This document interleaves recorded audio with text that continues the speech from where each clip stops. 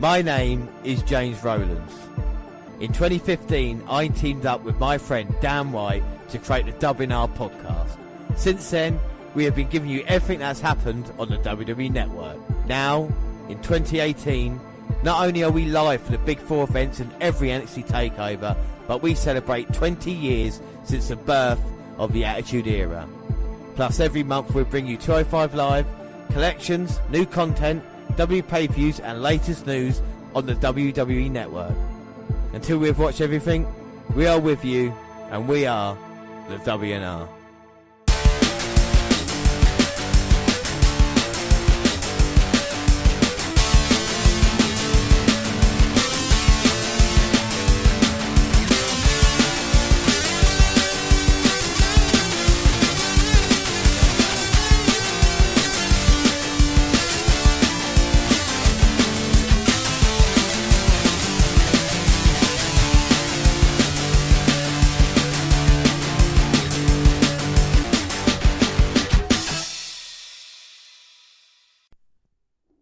Yes, hello, I am James Rowlands, and as always I'm joined by Dan White. And today it's WNR183 versus WCW October 1998. But before we start anything, let's do the alternate intro. Over the hills and far away, Teletubbies come to play. Time for Teletubbies. Time for Teletubbies. Time for Teletubbies. Dan, you know the words. Come on now. No, it's Tinky Winky, Dipsy, La La Po, Teletubbies, Teletubbies, say low. And they go, uh-oh. Oh, you remember the Teletubbies, Dan? They actually come out in 1997, but of course we're going strong in 1998. And now for the proper intro. Yes, the one for adults. Tits, boobs, fanny. Nah. Is that the different Teletubbies? Tits, boob, fanny, bum. Possibly. Possibly, it could be good. Yeah, tits. How to say hello, tits. Uh-oh. Fanny. Anyway. In 1998, WWE and WCW were locked in a ratings war. Their shows, Raw and Nitro, went head-to-head on Mondays. The WNR podcast go back 20 years right in the middle of the battle. We've followed the war since the inception of Nitro, but now with Raw and the WWF's Attitude leading the way, WCW needed to fight back. The WNR podcast follows the war blow for blow and month to month. This versus WCW, the Monday Night Wars, October 1998. And of course we do this every month, and we have a 5-point system to decide who actually won the war in any given month. And it's match, promo, roster, setting, and of course overall rating. And we'll work that out after we've watched both Raw and Nitro at the end of the month. Well, when we had last left the WWF, Vince's master plan came into effect. Stone Cold was no longer champion, but did monster by not declaring who won at Breakdown and being sent to the hospital by the Brothers of Destruction. So we move on Monday Night Raw, and it is the 5th of October, episode 280.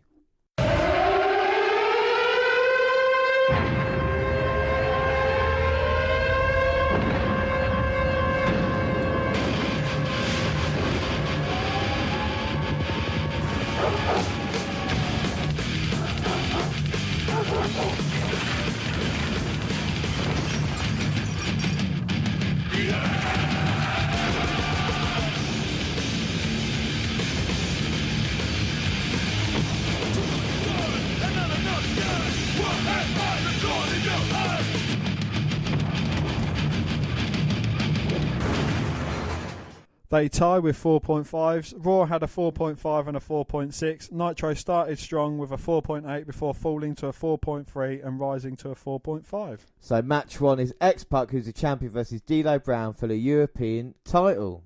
D'Lo controlled most of the match, had a chin lock on for a week. Chyna was served papers again, and Mark Henry, who was at ringside, grins at her. Brown slams Pac and misses the splash from the top. Now Pac unloads with some kicks, and Brown sets himself up for the Buster, and the fans love it. Henry tries to trip up Pac, who then leaps onto Mark Henry, and he is grabbed and driven into the post. Brown finishes him off with a frog splash. Yeah, decent start to the show. Yeah, new European champion, yeah. Chyna's huffing in anger as she just glares. And that goes on to our next match, which is the Headbangers versus Insane Clown Pussies. Well, Mosh has the mic, and I guess there's only a headbang away. He wants to fight ICP and tells them to come on down. The oddities come out, and they do not want them and want those stinking clowns. The oddities finally oblige, but the Headbangers stop them and demand the former head to the back so they can show ICP what real heavy metal is all about. ICP finally get in the ring and get dismantled. Shaggy is flapjacked, one ICP dude is powerbombed from the top, and both are plastered with chair shots to the head. Now the oddities come out and the Headbangers run off and tell ICP that they suck. Well, that sucked. They show Vince wallowing in a hospital bed. Highlights from Sunday Night Heat, and Austin destroyed the feet of Vince McMahon's hospital room. Yeah, he risked being electrocuted to chop a wire with a metal axe, and now we see Vince McMahon. Well, that must have been one long ass lead to go from to the hospital. I know, it's impressive. I mean, that's back in the day, you know. Man getting offered a drink by the doctor, so you got to visit a really big man. Oh my God, really big and threatening the staff. Undertaker or Kane? Well, maybe Austin's found out where McMahon is. It's Mankind! Oh, he's a kind man. He's got some balloons. He's got some chocolates, isn't that lovely? Oh my God, who's ever guess what's in bad? Those chocolates have been half eaten. You can hear the heart rate monitor get faster. Oh, it's a woman with female entertainment. Apparently she does a trick with a dog you wouldn't believe it. Shamble! Oh! Mr Socko. He's going to kiss his boo-boo. And that's what made the angle. We heard Mick Foley saying that, McMahon saying Mr Socko. I mean, what about for that piece of history there, Dan, eh? Well, that is, yeah, it's one of the biggest characters in WWF ever. Yeah, I know. I believe, and can you believe it was Al Snow? Well, like I said, Vince got pissed off and tells him to leave, and the tosses all the stuff like wasn't happy. Sable's getting a hair done in the back, and the next match is Vader versus Mark Mero. But yeah, Sable is at the announce table. They tease a lock up for a bit and finally do so. Vader slugs him in the gut and whips him into the ropes. Mero grabs them and leaves the ring. Vader goes after him, and Mero uses Jackie as a shield, but will not allow Vader to go around her. Vader shrugs and heads into the ring and is greeted with some stomps. But Vader is up and drops him with an uppercut. Mero falls to the floor. He is woozy and staggers around. Vader goes after him and Jackie leaps on his back as Mero boxes away. Vader is rolled back into the ring and the fans chant for Sable. Vader is sent for the ride, kicked in the gut and kneed in the face. Vader via a lariat. He slings onto some knees. Vader crushes him in the corner and then clotheslines him. Now another big lariat and another crushing splash, but Mark kicks out. Oh. Jackie leaps into the ring and Vader catches her and then just puts her down. Mero nuts Vader and down he goes. Mero slowly heads up top and hits the moonsault and it's over. I mean, that was actually fun. Vader was so over a year or two ago from this. Not a jobber. And he's ousted by one nut shot. I have no idea what Jackie is slurring out, but it's a challenge to Sable. Sable takes off the headset and heads towards the ring. She gets in and Mero stops her. The reason she's upset is that she can never satisfy a man like him. She slaps Mero and Jackie has some scissors and starts cutting her hair. She has a hunk of it and holds it up like a trophy as Sable glares. Well, we go back to Vince, who's getting his temperature taken. Well, Regal is squeezing his own orange juice, and that real man's man. He's a man. Such a man. And match 4 is Edge versus Owen Hart. Well, Owen injured someone else on Heat, I think. Owen comes down in a dress shirt. He talks about being in the wrestling business for 13 years, and after what he did to Dan Severn, he saw his wife and children. He never meant for anyone to get hurt. Owen apologises for what he did and chokes up. He leaves and Edge just stands there as Laura goes off him, calling him a wuss. Well, up next it's Kane versus Ken Shamrock. Yes, Ken was shown shadowboxing in the back prior to this match. I forgot to mention last week that Undertaker was pissed at Kane and blamed him for the loss with his body language. JR and the King are discussing that. Well, this is the thing, and now we know Kane's got to face the Undertaker at the next pay-per-view with Austin as referee. Will Austin actually count the 3? But we should have a new WF champion. And someone like Ken Shamrock who stepped up now. We saw it with The Rock in the past couple of weeks mixing with main event talent. Can Shamrock actually make the jump now and do that? Would he be competitive against Kane? We've seen Kane as a monster, so it's weird to see someone against Shamrock. Someone like Shamrock going against him, you know? Yeah, well, Ken Shamrock's very mentally unstable, and so's Kane. I reckon they'd make a good tag team partner. Yeah. Well, like the man said last week, Shamrock is mentally unstable and Kane is physically unstable. Would it be really fair to say Shamrock's trying to work the legs in the early going, but Kane's just still a monster at this point in time as well. Not even a year yet. Well, just a year now, the anniversary. A year ago on this Raw, this is the 5th of October Raw, and it was the 5th of October 1997 at Hell in a Cell that he made his presence felt at Bad Blood. So he's already held heavyweight gold. Yeah, already held tag team titles as well, of course, with Mankind. And now he's looking to be WWF champion again as he catches Shamrock. At this point in time, these two are definitely the future of the WWF. Talk about future stars and what it holds. You would think Shamrock and Kane would bring a lot of success to it. Do you think Kane would have been as long-lasting as he has been? I mean, he's still quite relevant today, even though he's not. I feel Kane, and along with the Big Show as well, as two guys that could accomplish a lot more. And I know they accomplished a lot. I think they could accomplish a lot more in WWE. When you consider someone like The Undertaker or someone like that, one of those, he's a legend. I know in his own right he is, but I think Kane could have had a lot more world title range, So who's had the better career then? Would you say Kane or the Big Show? I would say Big Show, as Kane catches Shamrock with a powerbomb. Just because he's won more titles. Kane won the WF title in 98, held it for, 24 hours was that? Yeah. And then the next world title he won was in 2010 when he feuded with The Undertaker again, the world title. He lasts long. So he's not really been on top. Yeah, he's been Intercontinental Champion, and the amount of tag teams he's been in as well. You talk about either with RVD or lots of other people I'm sure he's teamed up with. Like Big Show, he teamed up with Show. X-Pac.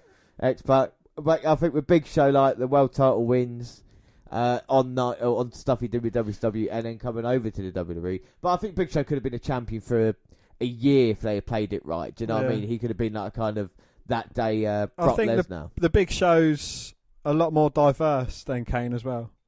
I mean, once Kane had revealed taken his mask off, I mean, that's all he done. But, with the Big Show, I know he's flip-flopped an awful lot.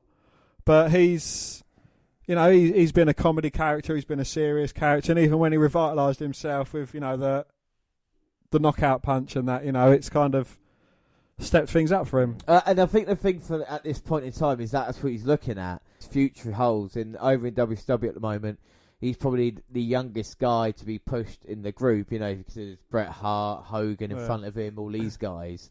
And he's looking over to the WWF and seeing, these are young guys coming through. I want to battle, the Rock and Austins and become the future in that way as well. So it's kind of weird. There's no room to improvement. He even said that's the reason why he left for, because he knew he wasn't going to get paid what the big stars in WCW did, yet he was being used. And that's what I quite like the WWF at this time, because they are using Shamrock, and The Rock, trying to build them up to be main eventers, And also, again, with the Big Show, I mean, he's helped a lot of talent out as well, Show Miz, Jericho, he's kind of like, rapport with them as well, and he's brilliant at playing a big man in a tag team, obviously, being a big man, but he's helped out a lot as well. As Austin says, though, and other people as well, it's about kind of single success and what they've accomplished there, and like you talk about the Big Show, or even Kane, I think you could do a lot more. Also, even throw Shamrock into the equation as he's being controlled by Kane in this match. I think Shamrock could have definitely had a run at the WWE title. Maybe personality-wise, or on the promos that he had. The kind of personality maybe didn't come across. But I think the character itself, I think the fans are fully behind him. I'd say, he's this era's cross between a Brock Lesnar and a Dean Ambrose. He's got the lunatic fringe, kind of crazy unhinged side, as well as having his martial arts style background as well. Yeah, and that's the thing, isn't it? And you can back it up by saying he's the world's most dangerous man. He was on the UFC and stuff, and I don't think they realised probably what they had with Shamrock. I mean, in 1998, he did win the King of the Ring. He did. He beat The Rock in the final. So they are trying to get behind him to see if he can hang with the main event. But weirdly, in WWF, they've not got a massive talent main eventers. Do you know what I mean? This year, predominantly, the pay-per-views have been featured either Undertaker, Kane, or Austin. Sticking Mankind with that, you've probably got all four, barring Michaels at WrestleMania 14. That's only 5 guys to go across the whole thing, so it's not like it's stacked. We'll see in a couple of years' time when they start building more and more talent up, just how big it is. And this is why I think in some ways the generation we got now is a little bit better than the Attitude Era, not in entertainment value, but just like how many people now could be champion, on the roster. Loads, do you know what I mean? There is more than 20, I would say. Maybe. You've got the former champions as well, and the short-lived champions like Kevin Owens. He wasn't a champion for a long time, but he's a legitimate champion. Mm-hmm. And people that could potentially be champions, you got your Drew McIntyres, your GPDs. These Cesaros, the people that who haven't even had a shot yet, Sheamus, the former champion, you never know with that. It's interesting, isn't it, that there's so much. Nakamura, you could argue, could definitely get that. Jeff Hardy, Samoa Joe, Strowman. The list does go on and on at this time. So, and I think back then that's why it was good storytelling.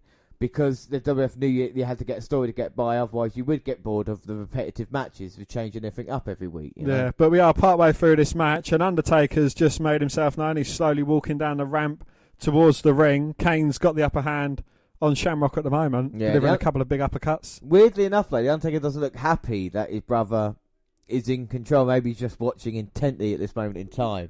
But the Undertaker will know everything that Kane brings. Talk about the wars these two men have had this year on pay-per-views, an Inferno match, and of course the classic they had at WrestleMania 14. And Kane just sits up easily then after taking some offense from Shamrock. Shamrock, that's it, yeah. Kane sat up and he's got Shamrock in the corner, splashing him, throwing him from pillar to post, following up as Shamrock moved out of the way on the second time. And Shamrock will need to get really, really angry if he's got a chance of putting Kane down. You wouldn't like him when he's angry. Nice back elbow there. Spinning back elbow, spinning calf kick. But it doesn't take the big red monster down. Oh.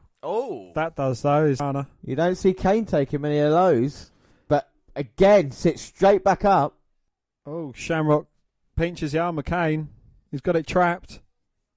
Oh, and I think Kane realised might be going for the armbar into the ankle lock, taking no chances there. Oh, Kane stepping over the top rope, looking to go flying. Going to deliver his patented 450 off the top. Kane going up top. Undertaker's now on the ring apron. Stood on the outside of the ring. And why is the Undertaker distracting Mike Chioda at this moment as Shamrock gets to his feet? Well, Shamrock takes a swipe at the Undertaker, crutching Kane on top inadvertently, but effective nonetheless. And it gives Shamrock a chance now as Undertaker walks away. Does he think the damage is done? Sue belly to belly off the top by Shamrock, and he beats Kane. Well, thanks to the Undertaker in part, Shamrock beats Kane. Kane sits back up again. So Shamrock gets the win, and that's a huge victory for the world's most dangerous man. Yeah, and the Undertaker is imposing as ever, but he didn't do anything to, in the match aside from distracting Shamrock. And that obviously came into fruition when he crutched Kane on top and he planted him. Well, I think maybe... Kane is not happy and he's going either after Shamrock or going to ask his brother what's going on right now. What do you think of the match? It wasn't a terrible match. It's a good sort of wrangle advancement between Undertaker and Kane. What was Undertaker's motives?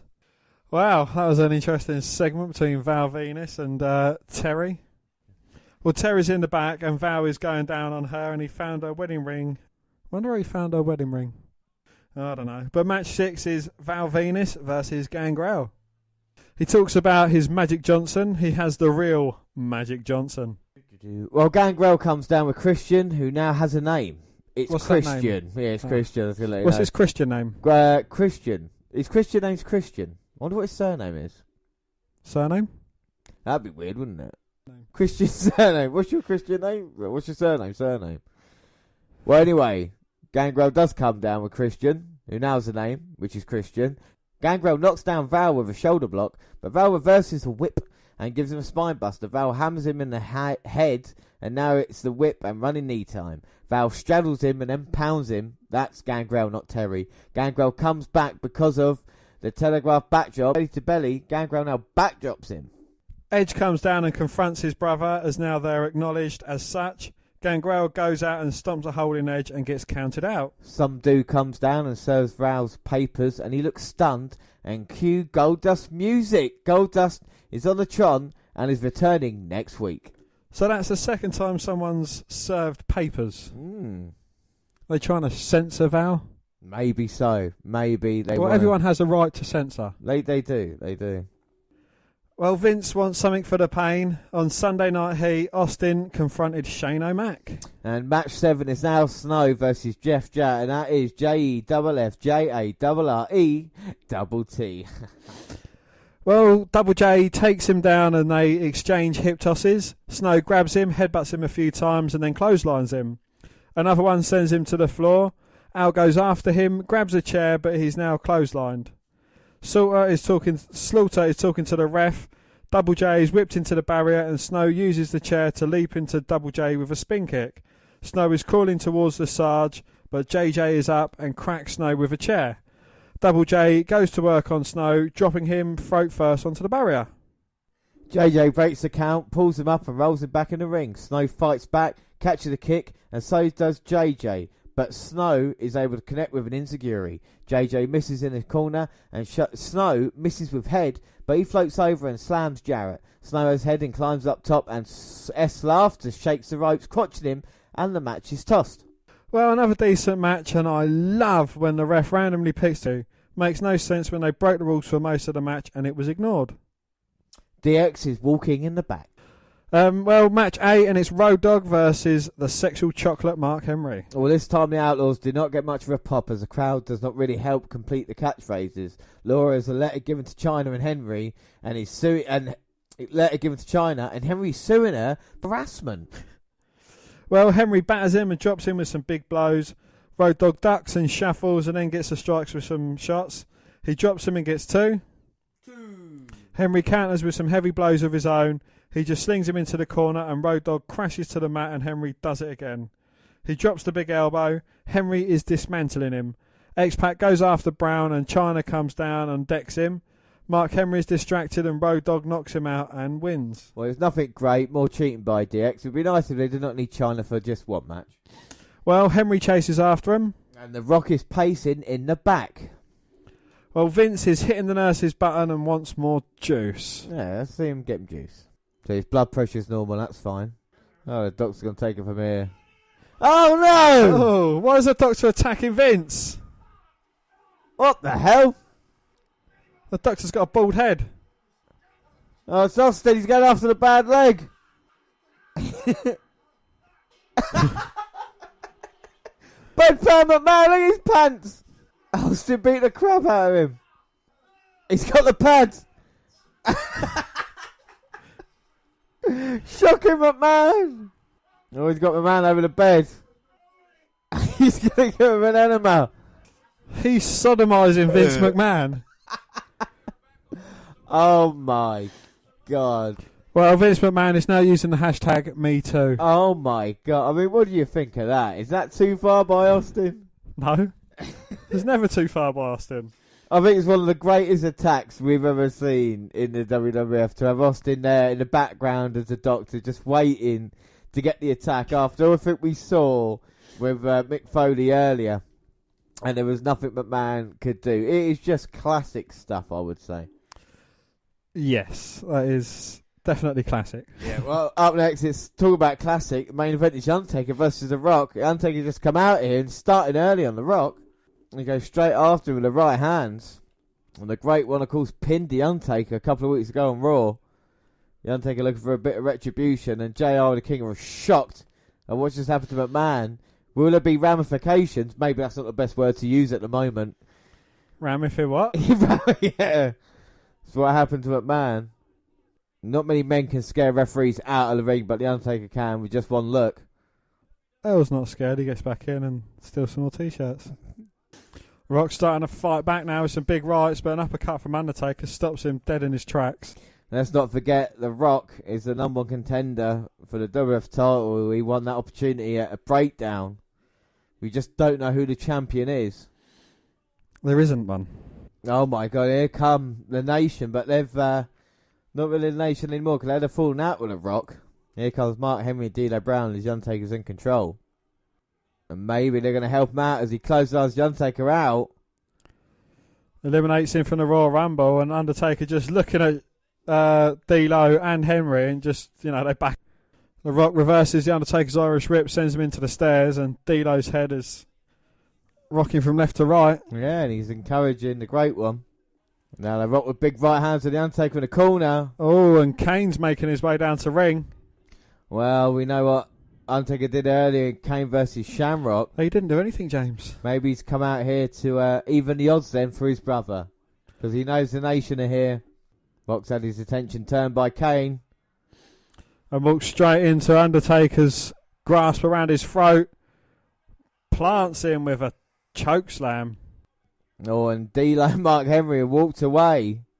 And probably in their best interest, Taker goes for the cover. Oh, but The Rock manages to kick out. Big Rocky chance. When you imagine for most of the year it's been Rocky sucks. Yeah, you know how things have changed for him. It's, a hill run is all it takes. Roman Reigns. Exactly. I mean, it gives the Miz a chance. Finally does turn face. That he's going to be as loved as The Rock is, isn't he? You know, exactly that, Dan. You're right. You're bang on the money when it comes to that. We are looking at the next Rock in The Miz. But, I mean, he's done the amount of movies The Rock has done, hasn't he? So, we talk about it that way. Yeah, I've done as many movies as The Rock has done. Don't make me as fucking bigger. Yeah, mine have all been dirty and filmed on a phone, but not much more than the fucking Miz, though, really. Oh, they've all gone straight to DVD, but let's not just go there. I don't know what. The Rock managed to get the shoulder up at 2. 2. Now the dead man's just going to wear down The Rock. And The Undertaker's thrown The Rock over the top. Sends him to the outside. Well, The Rock now fighting back in this slobber knocker with The Undertaker. And just as he does, The Undertaker seems to be one step ahead at the moment, cutting him off. Sunset flip from The Rock, though. Rolls up The Undertaker. 1, 2. Oh, no. Undertaker managing to kick out. Oh. And just follows up with a thunderous clothesline. And then he took The Rock out of his boots there as he goes for the cover. But The Rock managed to get the shoulder up at 2. 2. Where's Kane? No, The Undertaker might be getting a little bit frustrated here. There he is. There you go. Nice camera shot change. Cheers, cameraman. I appreciate that. Back to the action, please. Thank you. Well, we just see how big a man Kane is when we look over his shoulder. He's engulfing the ring. That's The Rock now fighting back. The Undertaker there. Reverse that into a clothesline. Oh, elevation. It just drops the leg across the throat of The Rock. Is the ring broken there? I don't think it's broken. I just think The Undertaker's a little bit... It was a little bit gingerly there on landing, wasn't he? No, I mean the ring. There's a tear in the fucking ring. I thought it was from The Undertaker's lace. Undertaker dropping his head. The Rock doing his classic kick, but Undertaker just standing straight up. Gets rolled up, but only getting a 2 count. See that right by The Rock's hand? Oh, yeah. 2. But only getting a 2 count. 2. 2. 2. And The Rock again with a big clothesline, but only again. But The Rock with another big clothesline, but only managing to get another 2. 2. Rock Irish Whip reversed by The Undertaker. Big boot. And I don't have a go at these two men. I love these two men. You talk about two great wrestlers, Undertaker and Rock. I fucking love these guys. But together in a match, it just don't work. I've seen this match a few times, and I know what it is. And there's a couple of pay-per-views as well. King of the Ring 99 when they went for the WWF Championship, and No Way Out. I'm gonna say 2002. They weren't great matches, but old school now. Oh no, The Rock. Oh no, he just gets arm dragged off. Well, The Undertaker sits up. I've seen one before when someone threw ring steps into the ring and it like fucking dented the corner and it dug in and broke the corner of it.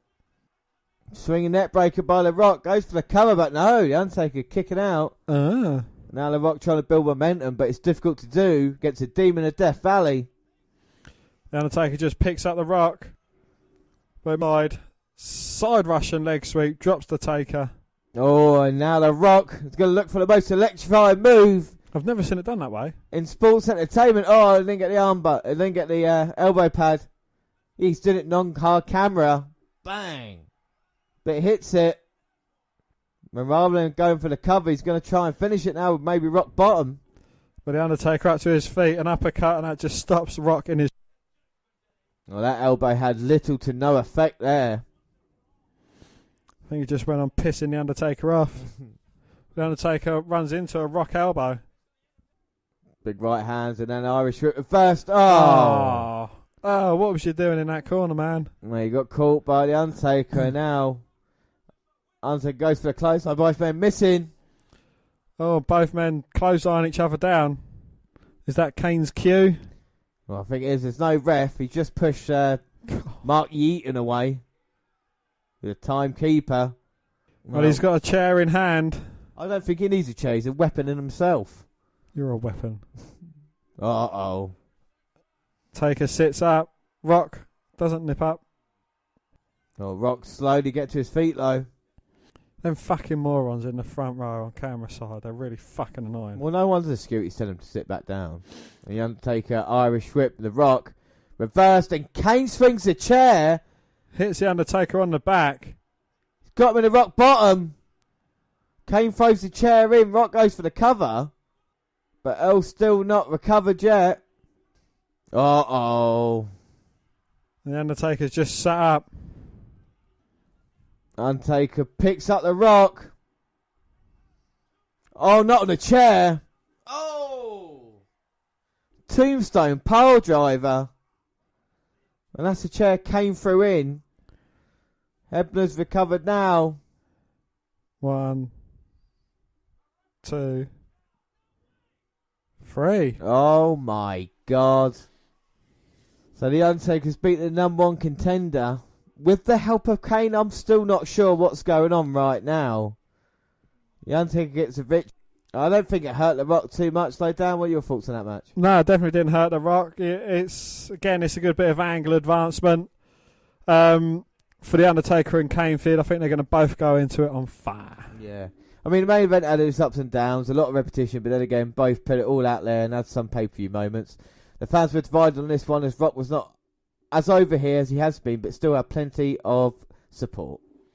Well, there's some strong wrestling, and the Vince segments were classic. They're keeping Austin in the background, smart as he does not need to be overexposed. A fast-moving, solid program. In fact, despite a little too much DX for my taste, it worked as a whole, and there was little to complain about. ICP getting their asses kicked was brilliant, in my opinion. Hopefully, they can have a great show next week and going into the pay-per-view. Also, it seems they're belatedly showing the split with the nation, and now that Owen is gone to the nation, it should be no more, and really does need to retire as it ran its course months ago. Yeah, I mean, you can't really have. I don't think Dean and Mark Henry really work as kind of baby faces, if you know what I mean. So it'll be interesting what they do with that. The next Raw is the 12th of October. That's episode 281. It's a go-home show. Tying the ratings has both got 4.7, while Raw won head-to-head, while Nitro had a strong 5.3 opening hour. You know, it says 4.7 for Raw, but when it was 4.7 and 4.9, I added it up to 4.8. Yeah, I'm going to go with that. The good news is that a shitload of people watched wrestling. Wikipedia has it 4.8 to 4.6, and that seems right as Nitro got a 5.3, 4.3, and a 4.4. I'm glad the ratings aren't as confusing as everything else. Well, Vince is honking the horn of his car as the garage door is slow to raise. He yells about that and is put in a wheelchair and wants to know if he can go faster as he bitches and moans. Well, match one is the New Age Outlaws versus the Legion of Doom. Some more dipshit teasing of whether or not Gunn is leaving, and he is not. He tells everyone that if they're not down with that, then they can suck it. Hawk is on the sidelines claiming he is sober and that he's addicted to painkillers, etc. Lawler taunts him. Droz has taken his place. Not much action in the ring. DRA runs down and assaults Hawk and then Droz, and then Headbangers run down and break the boombox over Road Dogg's head, splitting it open.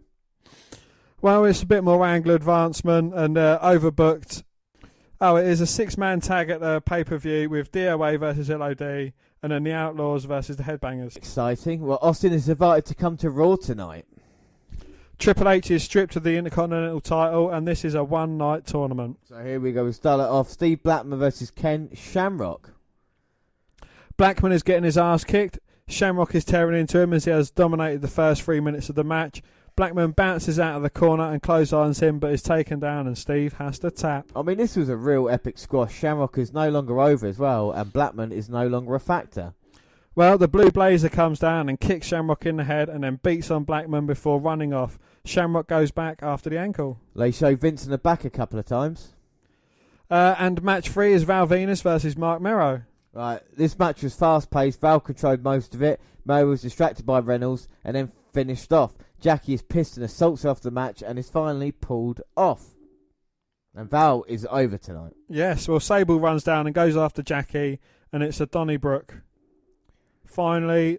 Well, Mankind's in the boiler room and he's not worried about Shamrock as he swings a chair like a girl. If they do not like it, they can Socko it. They face off at the pay-per-view.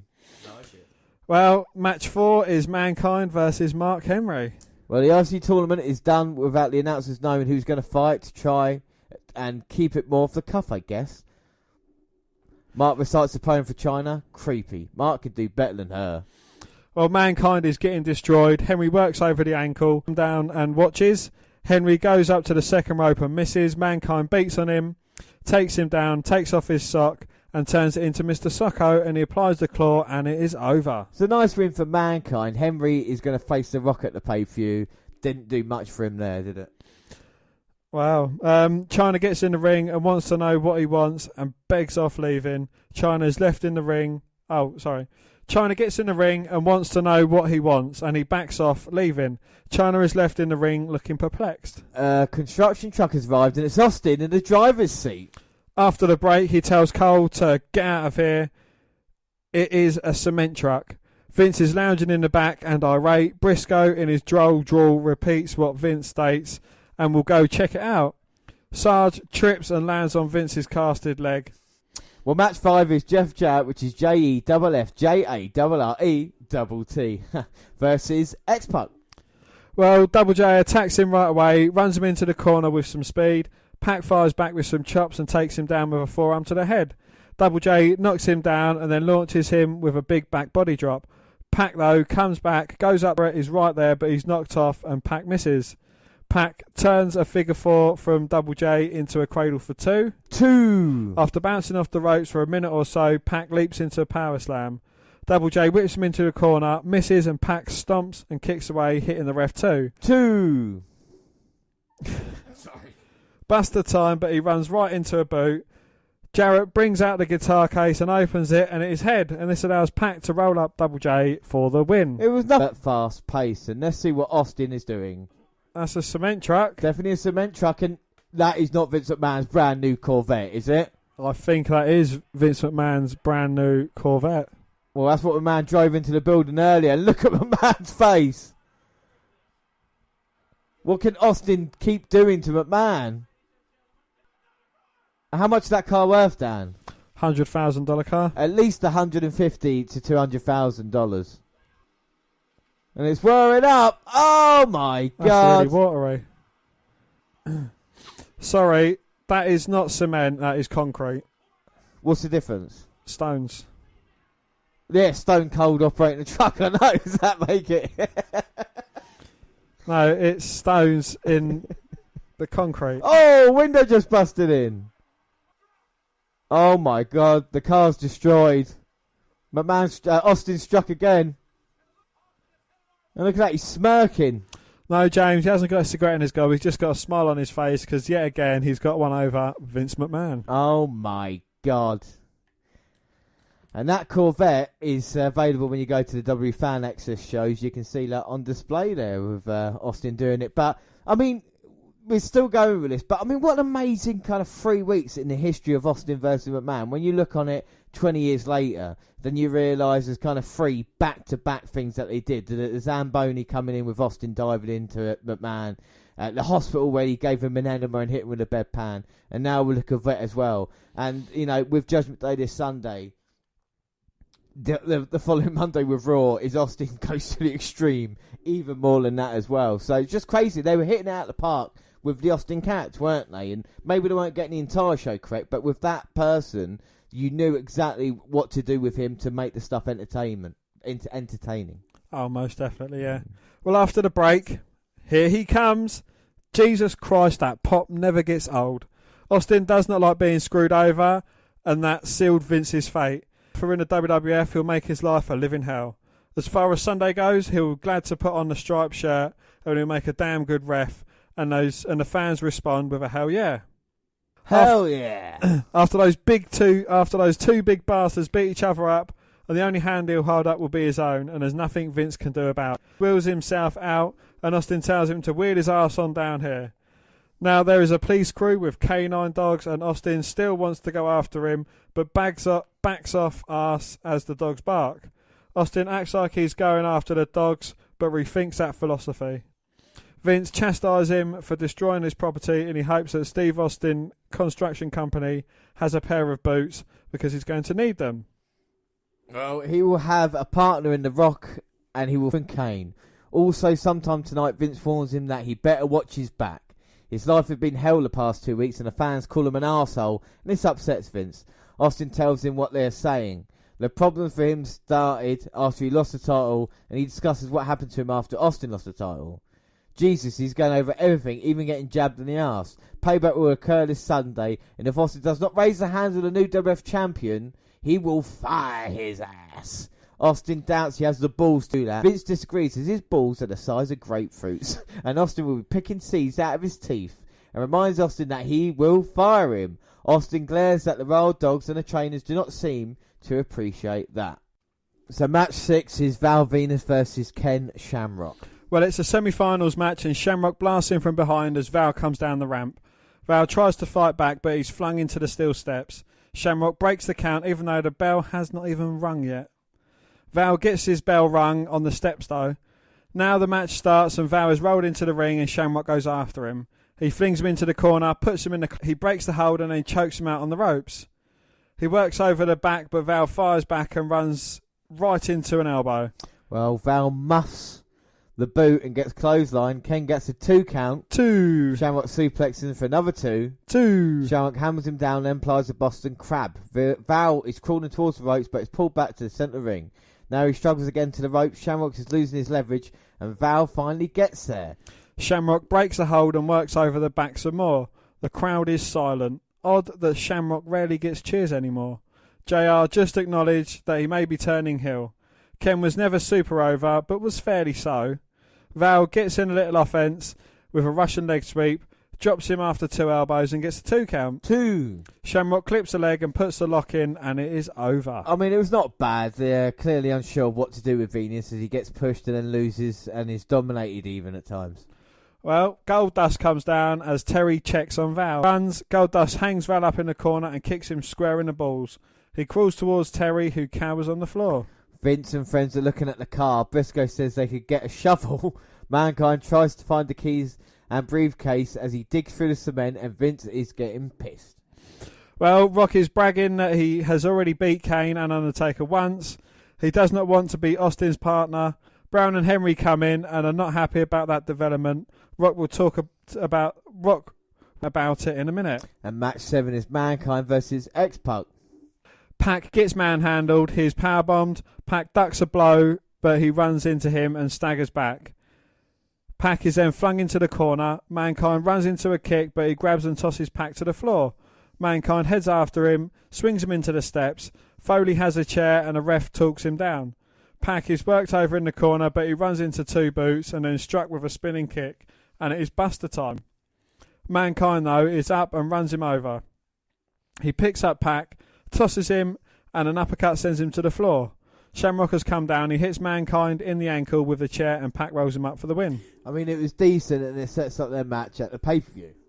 Well, Shamrock gets in the ring and crushes Pac with a belly-to-belly and then knocks Mankind to the floor.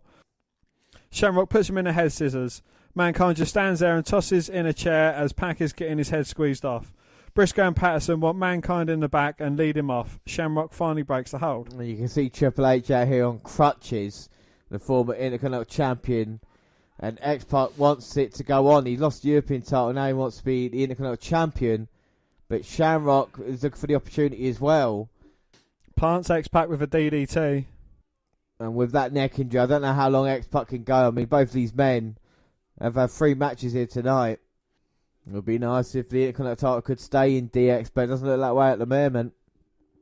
Well, Triple H has joined the commentary team as he comments on one of his best friends, X-Pac, getting beaten up. But X-Pac now starting to fight as he's rocking Shamrock. Oh my God. But Ken responds with just a big lariat and just takes X-Pac down.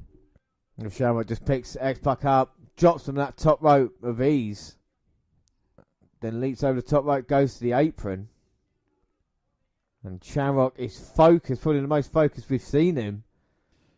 Shamrock there to the ref's count, gets back in the ring, breaks it, and then just starts hammering on X-Pac some more as his head's draped over the apron. Oh my God, he's got a kind of dragon sleeper in there. Oh, and referee there, and then he got the 5. Oh, Pac managing to fight back with a spinning heel kick, knocks Shamrock down, and X-Pac is fired up. So is Triple H on commentary saying that Vince McMahon didn't call him, tell him that he's going to lose the Intercontinental title. He saw it on TV. X-Pac hits another kick. As he works over Shamrock, who's in the corner. And he's put in position now maybe for the Bronco Buster if he's got the energy. X-Pac feeding off the crowd at the moment. Hits the Buster. Problem is though, with someone like Shamrock, that might just enrage him, but he looks out of it at the moment. Shamrock's slowly getting to his X-Pac's had enough damage done to him. Uh-oh. And Shamrock just picks the foot out of the air. He's got the ankle lock. Will X-Pac... No, I was about to say, will he tap out? He gets to the bottom rope. I can't really remember X-Pac tapping out beforehand. X-Pac clawing and trying to get to that bottom rope again, but Shamrock just drags him back to the middle of the ring. Oh my makes God. X-Pac tap, and your new Intercontinental Champion, Ken Shamrock. The world's most dangerous man. And that attitude change for him has worked out. His first singles title in the WWF, and he looks, I would say happy about it, but he's got a psychopath look about him. And now he's staring at Triple H. Triple H's got an injured leg. Do not go in there with Ken Shamrock. And JR's putting X-Pac over the amount of courage he's got. It's a good showing for him. 3 matches here tonight as well. Yeah, well, X-Pac has got some internal bleeding going on. And Mankind gets into the ring with a chair. Well, he doesn't want him to cheap shop X-Pac anymore. And now Shamrock's arguing with the fans at ringside. But he is the Intercontinental Champion. What are you making on that, Dan? Where's his belt? Yeah, that's what I just thought about. He definitely is Intercontinental Champion. Not a bad showing low by X-Pac and Ken Shamrock there. We saw what happened earlier in the night. The bad motherfucker is here. Austin's come out and the Rock's giving him the eyebrow. And they're facing off with the Undertaker and Kane. And here we go, they're getting there, but they're getting stopped by the Undertaker and Kane straight away. And it is starting here. They'll manage to turn it round. Rock clotheslines the Undertaker. Austin sends Kane over the top. He's going outside to chase him down. And now Rock and Austin working together as a team. Oh, double back elbow on the Undertaker, takes him down. Can the Brothers of Destruction get on there? I mean, you know, it was Kane that hit Undertaker with a chair. Really cost him the match, and it was the Undertaker that cost Kane the match against The Rock earlier. The thing is, as well, is that on Sunday, Judgment Day, the Brothers of Destruction have to face off. One of them, you know, is going to be the winner. And they're looking at Austin counting the fall, but they know they're going to have to go through hell to get to even that moment. And the Undertaker there, diving clothesline, taking out Austin. Oh my God, Paul Bearer's making his way down to the ring. Is there a third Undertaker brother we don't know about? Well, we haven't seen Paul Bearer in a very long time. Not since Kane decided to team with the Undertaker. You know how much the Undertaker hates Paul Bearer. No, the Undertaker's in complete control of Austin as he bounces his head off the turnbuckle. Undertaker's a bit too distracted by Paul Bearer. Well, that distraction allowed Austin to get back in it, and he's taken Undertaker down, wrapped his leg against the ring post. So Paul Bearer's helping out at this moment in time for Austin and The Rock. There was a big right hand to the Undertaker, rocking him, pun intended. As he gets slammed down, is he going to drop that famous people's elbow? Oh. Oh my God, I've never seen that before. Rock goes for the cover. Wow, Rock looking to drop the elbow. Undertaker sitting up. He gets kicked back down and then drops the elbow. Kane comes in, distracts the ref, and The Rock just gives the Undertaker a big punch in the knackers. Calls the Undertaker out. He walks into a rock bottom. But that brings Kane into the ring, who gets cut off immediately by The Rock. but a distraction long enough for the Undertaker to chokeslam The Rock. Undertaker still feeling that pain in his knackers. Well, I think he could have pinned him then, but instead tags in Kane. Kane going to end it here. Short arm clothesline from the Big Red Machine.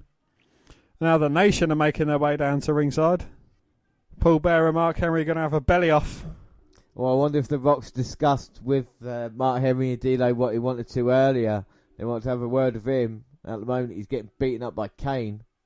Now the Brothers of Destruction are certainly working as a well-oiled unit.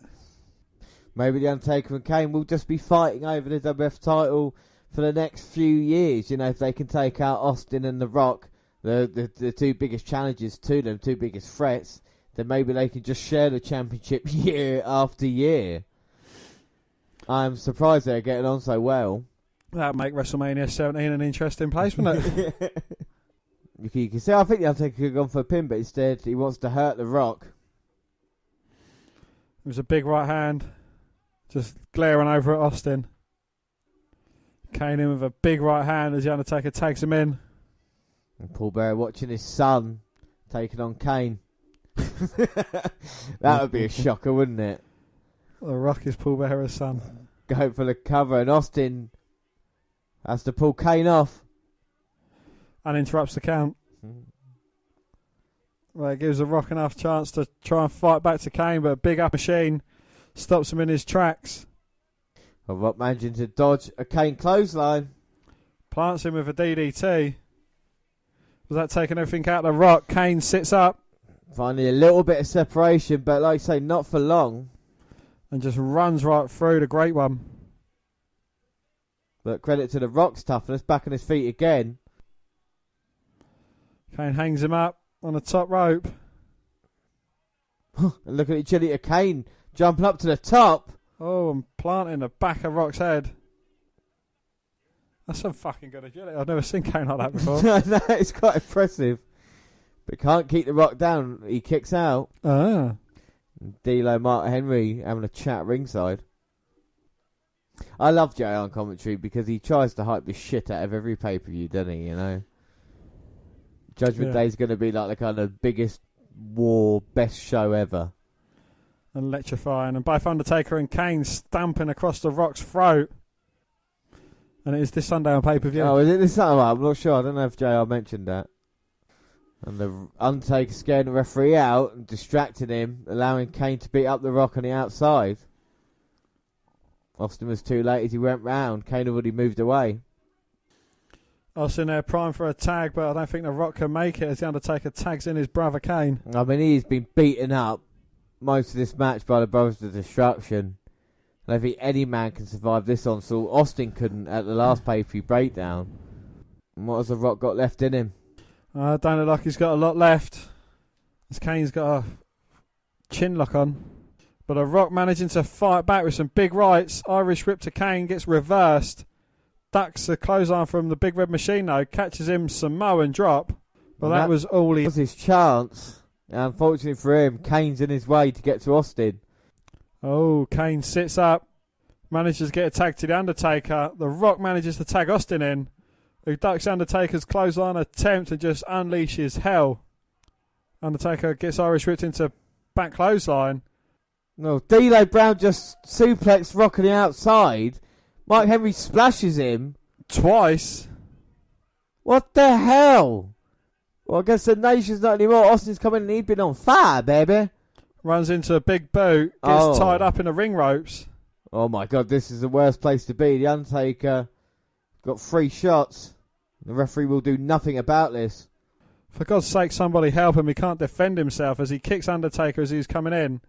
Manages to free himself and just unloads again on the Undertaker. Oh, huge clothesline. Austin going for the cover. Oh, but the Undertaker managing to kick out. And sit up. Reverses the Irish whip. Attempt. Oh. Fez press from Austin though. Kane's in. Grabs Austin by his head and just pulls him off of the Undertaker. Then gets rammed into the corner. Stone Cold just ramming his shoulder into Kane, but Undertaker there to break it up. Well, it's impossible odds for the Rattlesnake, but he fights at every opportunity he gets. And Austin still managing to fight back. A masked man's in the ring. Oh! The Big boss man who's wearing shield gear.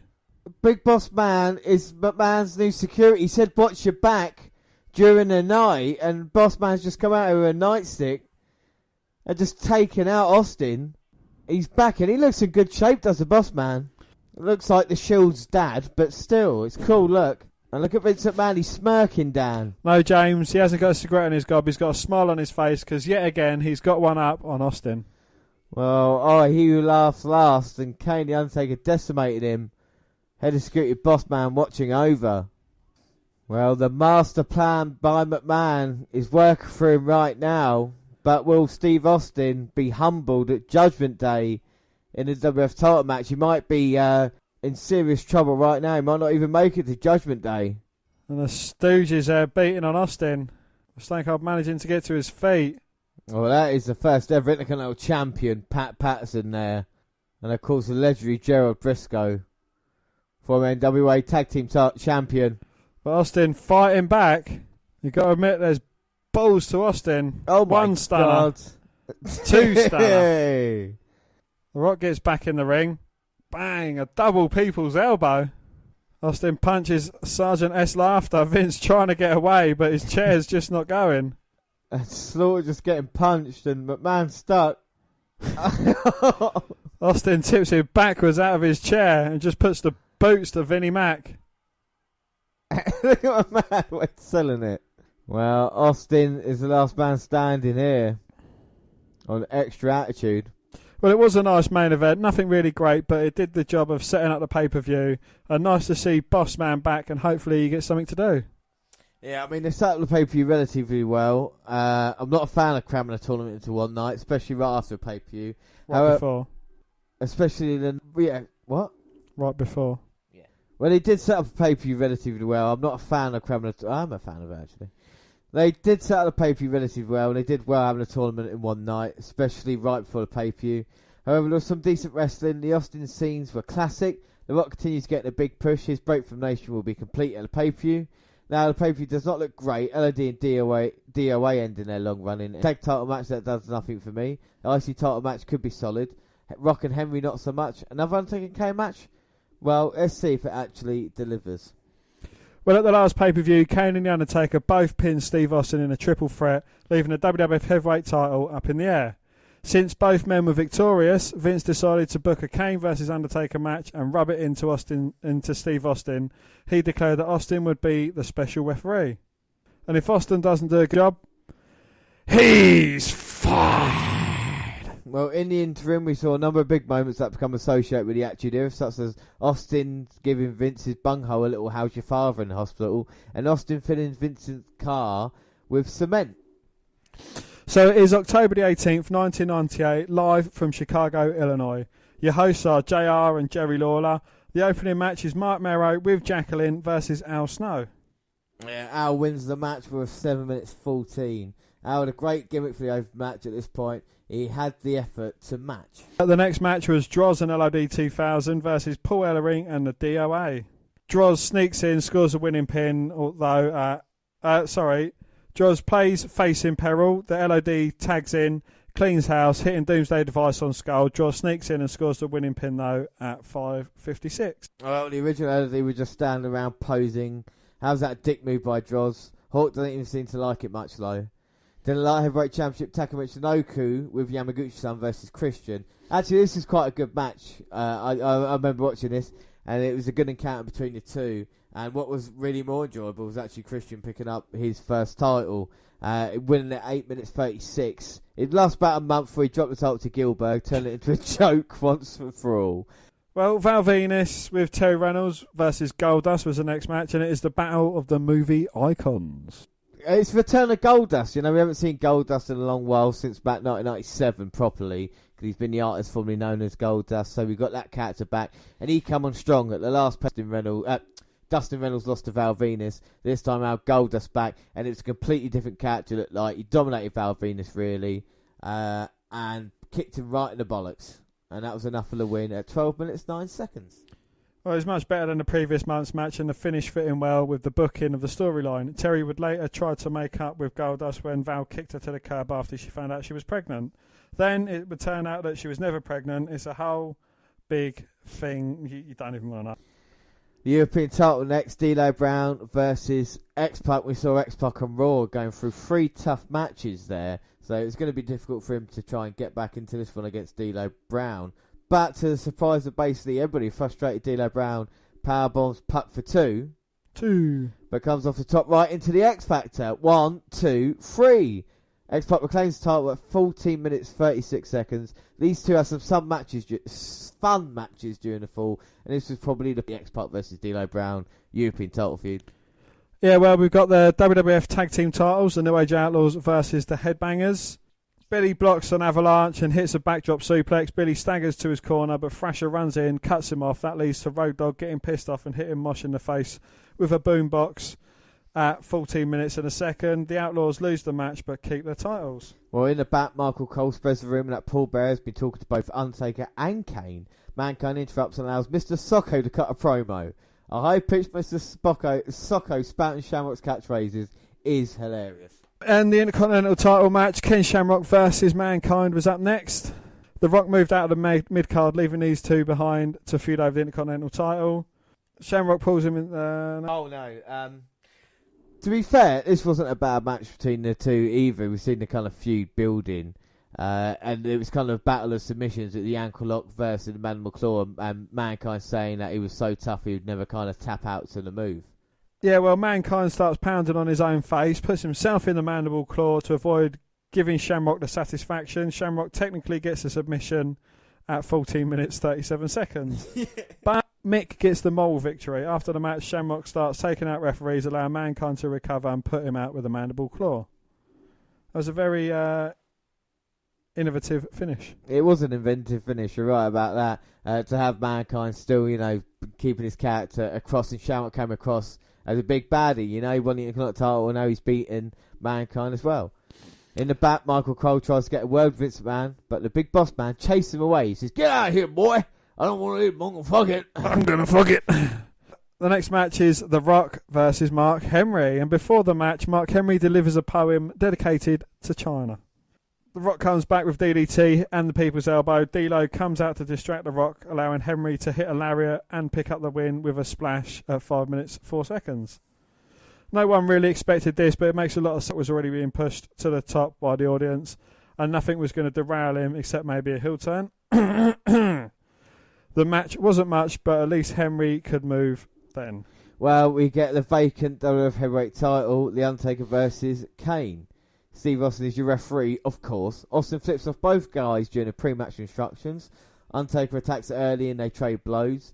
Taker works a zombie sit-up and hits a clothesline. Austin is very slow to count. Kane hits a clothesline and gets a fast 2 count. 2. Draw more glaring from The Undertaker. They head to the floor and Austin advises Taker to strangle Kane with a piece of cable. Back in, Taker suplexes Kane, but Kane sits up first. They botch a spot where Taker's supposed to slip over Kane's shoulders, but Kane can't get him up, so they repeat the spot. Taker clips Kane's leg and goes to work on it. Kane comes back with some boring stuff, but Taker clips his leg again. Taker locks him in a tree away and works the leg a little more, drawing boring chants from the crowd. So who will win this? Will it be The Undertaker, or will it be Kane? Well, Kane's certainly got the advantage thus far. Clothesline down Undertaker, but is slow to get to his feet. And both have taken it out of the other. Austin didn't put on the striped shirt then. It's a waste of Austin, though, to have him as referee, do you know what I mean? But, oh my God. Oh, Kane Irish rips Undertaker into Austin and then catches Austin by the throat, chokeslams him. Oh, why did Kane chase him? Maybe thought Austin was coming for him. And now the Undertaker puts the boots to Austin as well. Oh, what is going on here? Why would they beat up the referee when neither of them will become champion? Kane drops the elbow across the throat of Austin. It's Kane from behind. He wants to get the opportunity, and does he really think that Austin is going to count the fall? But maybe Austin didn't see the Undertaker attack him. He just thought it was Kane. But then can you get the title by a disqualification victory? I don't know. Kane just hit the chokeslam on the Undertaker. Vince McMahon wants Austin to make a count no matter what. If he doesn't, he's fired. Well, that could be a a plan then. If he doesn't make the count, then he gets fired. But Paul Bearer's making his way down to the ring. No, he's waddling with a out chair. there. Waddling with a chair. Is that so he can stop halfway because he gets out of breath? Yeah, just rest on it. Well, Kane's up, and Paul Bearer, maybe his son's just about to become a 2-time WF champion. He's signalling for the end here. Kane! Listen to me. Let me do it. Oh, let me do it. Well, if not, Bearer wants to do it for Kane. And Undertaker gets his feet. Oh, my Bearer God. hits Kane with a chair. Why would... And he seems very pleased with himself until Kane turns round. Why would Paul Bearer betray his son here tonight? Hit him from behind a year after bringing him to the WWF. And an Undertaker with a thunderous chair shot across the head of Kane. And Paul Bearer signaling for the Undertaker to go for the cover. Austin's recovered. Will he count? He's not counting. And I think he just flipped off for the Undertaker. Says Undertaker pin him. Oh. As Undertaker turns round, he gets hit with a stunner. And then with a steel chair. 1, 2, 3. Austin has pinned both men's shoulders to the floor. And Gets on the mic and announces the winner of the match is Stone Cold Steve Austin. And Austin wants McMahon to come out here and say, you know, you said you were going to fire me. Well, not many men would ask their boss to fire them, but that's what Austin's doing right now. Looks like he's going to the back to find McMahon. Oh my God, and Austin is looking for McMahon. Hey, Vincent. Won't be able to miss it. It's big door with McMahon on it. Oh no, that's the superstar line. Goes back the way he came. He's not in the production office. No, just Terry Taylor in there. Turbo Terry Taylor. Austin says, you sicken me. Terry, Bruce Pritchard there, the headset on. And he comes back out to ringside. Much like Eric Bischoff did to Austin. Fire him over the phone. Well, Austin says that McMahon hasn't got the balls. Well, there he is. The screen's gone up and he's behind it. There's Boss Man behind him. No, McMahon's not actually going to do it, is he? Oh my God. You're fired. He's just filed the rattlesnake. Oh my God. Look at the drinks being thrown now. Shocking there. Austin has been fired. Dan, what are your thoughts? Wow. I mean, you know, I never thought he'd ever be fired. He's too much of a money machine, but I guess, yeah, that is, we're never going to see Austin ever again. No, he can go to WCW and this will definitely turn. Oh my God, he broke his neck then. The ratings war. And he's got a couple of Steve Wises there. And Austin fires McMahon. Austin fires McMahon. Austin fires McMahon. McMahon fires Austin. McMahon warned Austin. He said, if you don't count, you will be fired. And that's what happened. Oh, and his neck in that one as well. One full of ode, Steve. One full of ode. And that's the bottom line because Vince McMahon said so. So it's Monday Night Raw, 19th October 1998, the night after Judgment Day. It will be interesting to see what happens as there is no champ. Raw won handedly with a 5.0 across the board, while Nitro received a 4.4. Well, Vince has everyone come down to the ring and there are balloons. Vince comes out finally in his wheelchair and he guarantees and pauses, as that is the word he used when he discussed getting rid of Austin, there will be at the pay-per-view for the title as it is vacant. The fans chant arsehole as he revels in it, and he reiterates firing him and how happy he was doing it and tells him that he is fired again. They show the look of disbelief on Austin's face on the Titantron. Austin talked about hunting and Vince states it is for a job. If Austin ever wants to be near the WF again, he has to pay for a ticket. The fans are wondering what it's like to be Vince McMahon and have the balls to fire Austin. He searched his feelings and declared it felt good to fire him. Then he felt great, and this morning it was better than sex. Hopefully the wrestlers in the ring take this as a lesson, as no one is as big as Vince. All the Austin gear that the fans wear is now a collector's item, and a new fad will sweep the world, and that is McMahon 316, and it states, I have the brass to fire your ass. Now Austin is on the Titantron wearing fatigues, and he has a gun. Vince looks worried. Well, now they are back, and Bossman wearing combat fatigues is told to get rid of Austin. Vince and his cronies are conferring, and Vince wants the camera left on in order to document what happens. Austin is cleaning his gun. Apparently he's at the arena, hence the camera there, as that would make no sense otherwise. Well, yes, and it is match 1, Ken Shamrock versus X-Pac. It's a non-title match. First, they panted DX hanging out with Motley Crue earlier, and Road Dogg sound like a fucking tool as he gushes. They will be on Heat and then Raw next week. Well, Vince is watching the match with a canine and an officer. Shamrock has him in a head hold of some sort as Chyna is being arrested and she squeaks in protest. Pac escapes and connects with some kicks, but runs right into a power slam and nearly pinned. Pac is sent into the corner and sandwiched, but Pac in return and misses the buster as a fan yells that he sucks. Shamrock follows up with a suplex. Then Ken slams him down again and Mankind has come down. He is hit and pulled into the ring, but is put in the claw. Shamrock counters with a belly-to-belly, but he turns right into a face buster and Pac wins. Pac wins? Well, whatever works, it's angle advancement.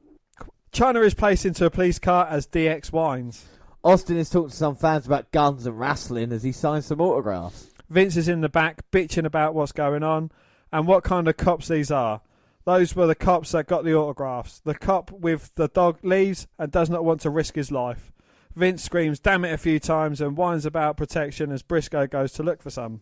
Well, Headbangers Knock Outlaws promo tell everyone they suck. Well, match 2 is the Headbangers versus LOD. Headbangers start strong but get knocked to the floor. Droz is rolled up and beaten. He blames Hawk for the loss. Well, it is a bit of angle advancement, I suppose. Back to Vince and Patterson is going to get some coffee. S Laughter leaves and so does Briscoe, and now he's alone and Vince freaks out. Well, after the break, Socko pops through the door and he's his new security guard. Vince is actually happy to see him and Mankind excited because it would be like a sleepover. Well, Undertaker is with Paul Bearer in the ring. Taker states that there has been a reconciliation. He talks about the vision and understanding of the power of the darkness. Paul helps him clear his head and focus on why he's truly here. Now, something about being some ink and darkness. Paul's turn, and he is fucking annoying. He used Kane like a pet because he's stupid and weak. He turned his back on him twice, and he never understood the darkness, so we'll never have any use for him. Taker admits setting the fire and only survive. Cue Kane. Kane is pushing a casket, fucking voice box, and challenges him to a casket match tonight. Undertaker will rest in peace. So after 2 years of divide between the two, they are back together. Of course, Paul Bearer turned his back on the Undertaker at SummerSlam 1996. And the Undertaker, weirdly enough, admitting that he started the fire and not Kane to not only kill his parents, but also to do that to Kane. So Kane was a real victim, but like I said, casket match later. So Kane is a face now. Kane is a face, yeah. Now back to the goofiness of Mankind. He's playing Twister with Vince and calls him a party pooper. Vince wants him out of here and he doesn't want to play games. Too bad. They pound on the other people in the room. He throws stuff at Mankind until he leaves. Well, match 3 is Steve Blackman versus Jeff Jarrett, and that is JEFFJARRETT. Deborah comes out with Double J. She's looking, I must say. Blackman escapes a blow, but Jarrett goes behind and drops him, but misses the elbow drop. The drop kick sends him to the apron, but his throat is bounced off the top. Jeff then goes up and misses and is nearly pinned as the fans chant for Deborah to, quote, show her tits. And Jarrett strikes with a swinging neckbreaker and gets two after a drop kick. Blackman just stands there for the slow developing DDT. Double J's whip is reversed into the corner, but he gets the elbow up. Now Blackman takes charge with a belly-to-belly and Jay's head. Blue Blazer runs down and he annihilates Blackman. Jarrett helps him out as the fans chant Nugget. Al Snow comes down and Deborah distracts him and he gets blasted with the guitar. Well, it's another weak match really, isn't it, you know? Well, Vince is now alone. He jumps as the phone rings. It's Austin and he's coming for him. He's on the phone again and talking to the limo driver and Austin is no longer out there. He wants the limo door left open for him. Why would Vince pick a room that does not lock? Vince is wheeling out towards the garage and moving with some hesitancy. He sees the limo and heads towards it. The door is open for him and he is helped into the back and Austin is right there and grabs him. Vince screams no and he cannot get away. He tells Vince to freeze and then wheels it back towards the building. He grabs his hunting bow as he runs the chair into objects. Vince screams about his ankle. He runs into the door and then shuts Vince in his room with him there. Austin has a gun too, and that is why Vince froze too. And Vince's look on his face is absolutely stupid at that point. I mean, that's in the ring at that time, but you can just see McMahon's kind of mannerisms. A near crying Vince is talking to Austin. He has never been hunting. He just took pictures. Austin shows him a knife and talks about killing an elephant or something like that. Well, here comes The Rock. And it's The Rock versus D'Lo Brown. Rock takes him down, strikes with a swinging neck breaker, and then nuts him as Henry jaws with the ref. D'Lo gets right back up, though, and strikes with a DDT. He pounds him in the corner, whips him into the other one, only to charge into a clothesline. Brown, though, tosses him over the top rope. As D'Lo distracts the ref, Henry clotheslines The Rock and rolls him into the ring. Brown gets two, and then slams him and misses the elbow drop. Tosses him with a fall-away slam. Rock picks him up and tosses him with a fall-away slam. Brown misses a shot and is DDT'd. Brown walks into the body slam and the roof comes off of the elbow and he delivers it. Brown low uppercuts him and then goes up to the middle rope and jumps right into the Rock bottom. Mark Henry gets in the ring and he's too assaulted, but the number games takes over and the Rock is squashed with a big splash and another one as ref tries to get him away from the Rock. Well, I thought this would be a bit longer as Brown has some skill. Oh well, not sure what is going on with this feud. Austin calls Vince dumb and he's taking his ass tonight as he carves up an apple with a knife. He is talking murder. Well, Vince tells him he will not get away with it. Austin is not worried as he stated he was going hunting and instead of a deer, he got a jackass. Well, Tiger Ali Singh is in the ring and he mocks the eating habits of Americans. He talks about canned meat and hot dogs and he will pay $500 to a woman if she will swallow Babu's kielbasa whole. She has big gold titties, she has large breasts, and she's a cougar. She swallows that shit whole. Damn! And Tiger calls her a peasant and she does it again. The crowd cheers as Godfather comes out and talks about a pimping custom. He talks about hoes paying pimps and that woman was one of his hoes. She was a good hoe too. Tiger is upset as he wanted an amateur. He could have had a lot cheaper than $500. Tiger is pissed and shoves Babu at him, but his body slammed and the ref pulls them apart. Don't forget we've got the very first ever women's only pay-per-view coming 28th of October. Oh, it's unbelievable what he did during the action. Well, just remember, I'm only reading what James wrote. I didn't write that. I just found this on the pavement. Austin is showing off his bullseye shot with the arrow. That is disgusting. Oh, wait a minute. No, I understand what he's doing. Vince is all worried. Austin assures him that he was not free him and then tells Vince about deliverance. He'll screw like a pig, boy. Away! He wants Vince to screw like a pig and Vince oinks. And then he does it louder and louder. Away! Away! Don't know, boy, mongrel, fuck it. Has Austin got a green arrow? Well, after the break, Austin is talking about misery and what Kathy Bates did to James Carl.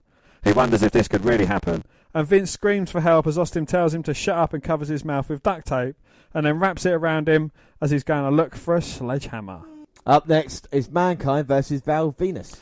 Well, they exchange shots. Val unloads with running knees and a side Russian leg sweep. Val thrusts his hips as he straddles Mankind. Val mounts and pounds him. Mankind is pushed off but is clotheslined and then choked out on the ropes.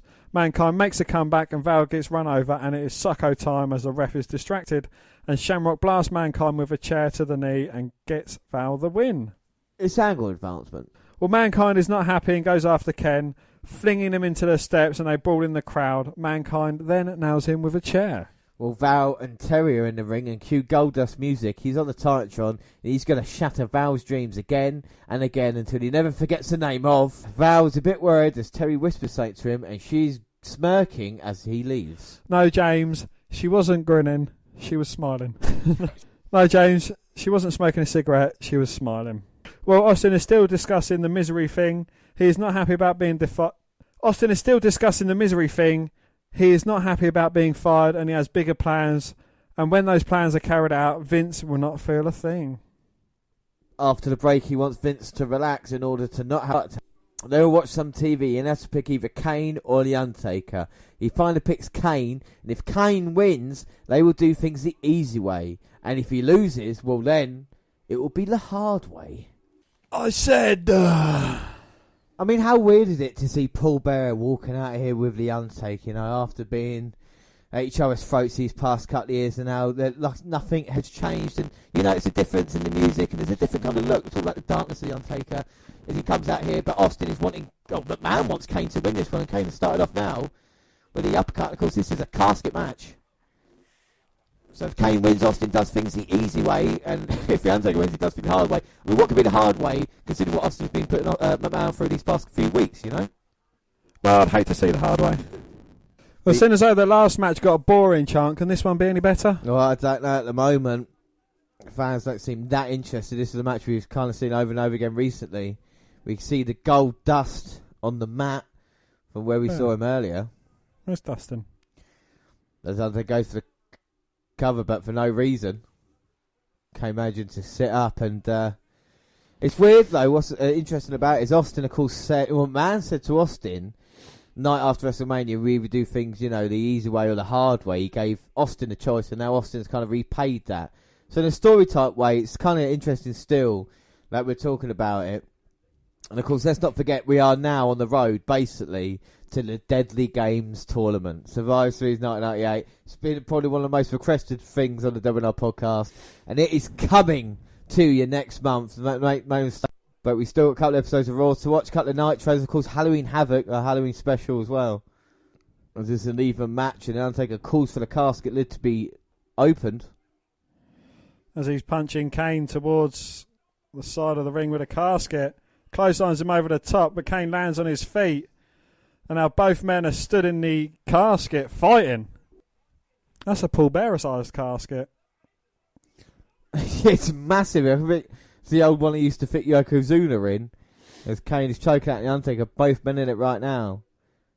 Oh. Undertaker with a low blow to the big red machine, though. Maybe the Undertaker thinks Kane's too powerful and he needs that kind of darkness to do more demonic stuff. Oof. Undertaker planting Kane with a DDT into the casket. And the casket lid's lowered and both men in there. And Paul Bearer's got a chair and he seems happy. It's the most entertaining bit of their fight. Rattling and breaking. Well, these two men, I've never seen a casket being destroyed before. Kane trying to push the Undertaker through the side. Now, how the hell can he have a casket match with no casket? No, he's actually attacking the casket rather than Kane. Yeah. So's Kane. Kane with a little mule kick there to the side of the casket. Nice headbutt by the Undertaker. He's on the apron. Kane staggering to his feet. Undertaker looking for a double axe handle smash, but Kane catches him and rams him back first into the edge of the ring. I have no doubt in my mind if WrestleMania, this match, you know, their match was like either this one or the one we saw at Judgment Day, then Kane wouldn't have made it. Do you know what I mean? No. Like, I'm not saying I'm blaming Kane. I think maybe the Undertaker's slowing up over time as Kane's chasing his dad now. Oh! But the Undertaker catches up with him and slams him on the back of a metal chair. And the ref's now saying, come on, you got to take this back. And the Undertaker Paul Bearer walking off. What's going on here then? Well, what's that mean for the match? Well, Kane picks up the chair and he tracks him down. Well, more importantly, what's that mean for McMahon? Well, McMahon looks defeated as Austin tells him, you're going to come with me. I felt a little bit sorry for Vince McMahon here. Oh, I accidentally bumped into the wall. See, please, one more time. Well, Austin is not contracted and he's walked in with a gun. But at least he's helping McMahon. JR looks right bell palsed up. Yeah. Well, Is he classic, blinking in fucking Morse code? classic Jim Ross and King there, though, isn't it? He'd get even worse. He's just about to suffer his other attack now. Not on Raw, but... Ah, that'd have been fun and entertaining telly. Well, McMahon enjoyed firing Austin last night. It's come back to haunt him now. I'd like to do this to a boss that has fired me. How far would you take it? I'd be out there with a fucking arrow. You have failed this city. Well, JR wants to get a hostage negotiator. Well, I could go on and on about the legalities of this episode and how the Raw crew listened to Austin, who was going to kill their boss. No security or police. Of course, it shows how no one likes Vince, too. Overall entertained, and that is the point. Bound Gold does seem to be running its course quick. Rock of the Nation need to end soon and just get him to the title hunt. Well, Kane and The Undertaker has gotten old a year later. Austin and McMahon has some life left, but it seems that it will continue for some time, and I wonder how they will sustain it. Not the greatest follow-up, and there could have been better wrestling, but it did the job. So are they coming out here? Right, they've got to be, haven't they? Oh, here they come. And McMahon's trying to get out the tape. But Austin is armed. Not only with a bow and arrow, we know he's got a knife, a gun. Situation. And JR selling it as the most extraordinary situation. Austin's got a bow. And he wants to Ed McMahon here tonight, so they come back to haunt him. And McMahon is in serious trouble. And the fans love it. Trouble. So Austin showing the evidence earlier of McMahon. And Austin just called McMahon pathetic. McMahon has been humiliated after thinking he had the one up on Austin. There's a little letter he just put into McMahon's pocket. Oh, poor Mr. McMahon. Oh, butter won't melt. He's saying this to the end. And the fans want it. No sympathy. Oh my God, he's got the gun. He's going to shoot McMahon live on air.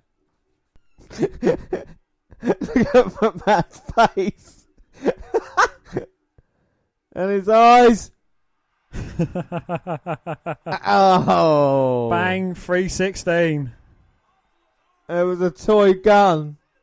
McMahon screwed McMahon. He's pissed his pants. Oh no. And a stunner for good measure. Oh my God, Austin has one-upped Vince McMahon.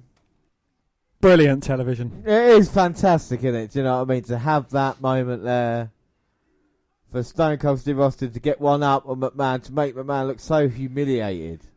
Don't put the camera on McMahon. Well, hopefully we'll find out on the next episode of WWE versus WCW. Oh, now look at Austin helping McMahon up. Are you okay, Vince? Oh no! And another stunner again for good measure. Oh, hang on a minute. Extra attitude. Austin sanding over Vinnie Mac. Posing. And McMahon is crying. Well, wouldn't you? You just been made to piss yourself on live TV because you thought you was going to die. Well, Sergeant S. Laughter, Patterson and Briscoe are all surrounding Vinnie Mac as the fans throw their cups in the ring. Alright, so what have we been watching on the watch list on the network then, Dan? Let me start us off. So I watched the ride-along that happened, I don't know if you saw this, on the 8th of October. Nope. It's a BFF Bon Voyage in sunny Orlando. Charlotte and Becky Lynch go on a shopping spree before their fallout, while Mandy Rose and Sonya Deville enjoy a donut delight. Do you know something? I don't mind ride-along. Deville and Rose came across as quite a nice couple, really. And what was some people might find surprising, but I really enjoyed, was the fact that Sonya Deville was very out about the fact that she was gay, you know, and they were even talking about it between the two of them. She was? Or she is? She is gay, you know, and I think once you're gay, you stay gay. I'm not sure about the rules, but I don't know, James. Are you still gay? I'm not gay. Not I've got a problem with gays or anything like that. Don't get me wrong. You know, I've got a gay who's like one of my best friends. You know, so. Well, no, you. You're the big. I'm not out. You are the big out. So anyway, it was nice that Sonya Deville was so open about her sexuality, and also Charlotte Becky Lynch really made me laugh. The most interesting thing with all of that was a phone call to Ric Flair, because we all know what Ric Flair's like. Woo! They said we'll never get him on ride long because apparently he just sat in silence on the car journey. He rang up, right, and she's like, "Hi, how you doing?" He's like, "Yeah, they've asked me to be at Evolution." She's like, "Asking me to be at Evolution." "All right, are you gonna come?" "I don't know, I hate Long Island." She's like, "Dad, you get it recorded at the moment." He goes, "Yeah." She said, "But I don't like Long Island, it's a horrible place." He said, "So I'm not sure if I'm gonna do." And Charlotte's like, "You're not doing me any favours, brother." Like, and Flair's like, "Oh, it don't matter. You'll be fine. Don't worry about it." That was funny. Of course, eating donuts as well. And just the amount of kind of laughs that Lynch and Charlotte had as well was really good. Have you watched one of yours? Well, I've just been mainly watching pay-per-views from the 2000-2001 era. I've just been, going back over the Invasion era, a few Survivor Series as well. I've been getting quite into them. Yeah, because obviously, Survivor Series season is coming up, so I've been buffing up. Ask me anything about any Survivor Series, and I'll tell you. What year? Whatever year you want. I'm that good. You're that good at any Survivor Series? All right. What was the main event of the very first Survivor Series? Not that one. Oh, right, okay. What was the main event in the 2000 Survivor Series? 2000? Yeah. Do you want another one? Hang on, I got this one. Austin and Triple H. Yeah, it was Austin and Triple H. Yeah, well done, buddy. Survivor Series. All right, what was the opening match to Survivor Series 2003? I know this one.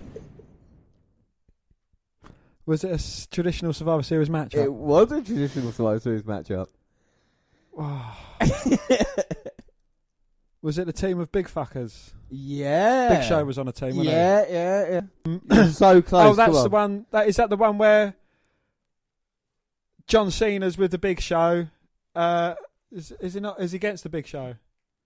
And then John Cena battles someone towards the back, doesn't he? And then comes out after. Is that the one? No, Cena's with. Cena and Carlito. No. That was 2005, I think. Cena was in it, Yeah. teaming up, but he wasn't. That's his thugonomics. Yeah, so he was just turning. So he was teaming up with Babyface team going against SmackDown Babyface Evil team. So who was the guy on SmackDown? Who was the lead guy on SmackDown 2003? Randy Orton. No, 2003. Come on. 2003. Who was the man? 2002, 2003. Before he left, who was the man? Brock Lesnar. Yeah, Brock Lesnar. Yeah. So he went against Team Lesnar. So it was Team Lesnar versus Team Angle. Ah. Benoit and Cena finally getting the victory over Big Show, who was last.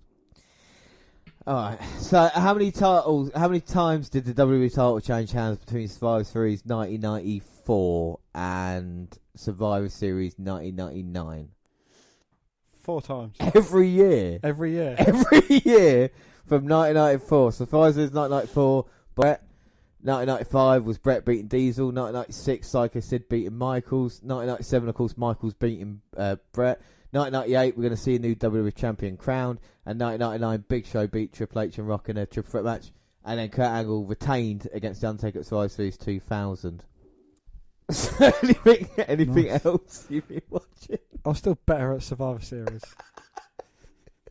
Anyway, I watched DX Confidential, which was on the 20th of October 2014.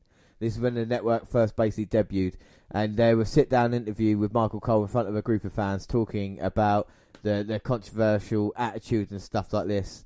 It was quite good to go back, because Michael Cole even said to him, like, you were a real arsehole to me, you know, back in the day, you broke my thumb, you used to wedge me all the time. They go, yeah, we didn't care. They actually talk about meeting China and the kind of impact that she had. They were just like, yeah, we want her to be like the female bodyguard. That would be cool. And about Michael's state of mind heading into WrestleMania 14, to be no condition to perform and basically quitting the next night as well, or quitting it the after the pay-per-view at the press conference and storming out. And then Triple H says, we didn't speak to each other for a while until actually, we came back. Shawn Michaels sorted himself out and came back into my life.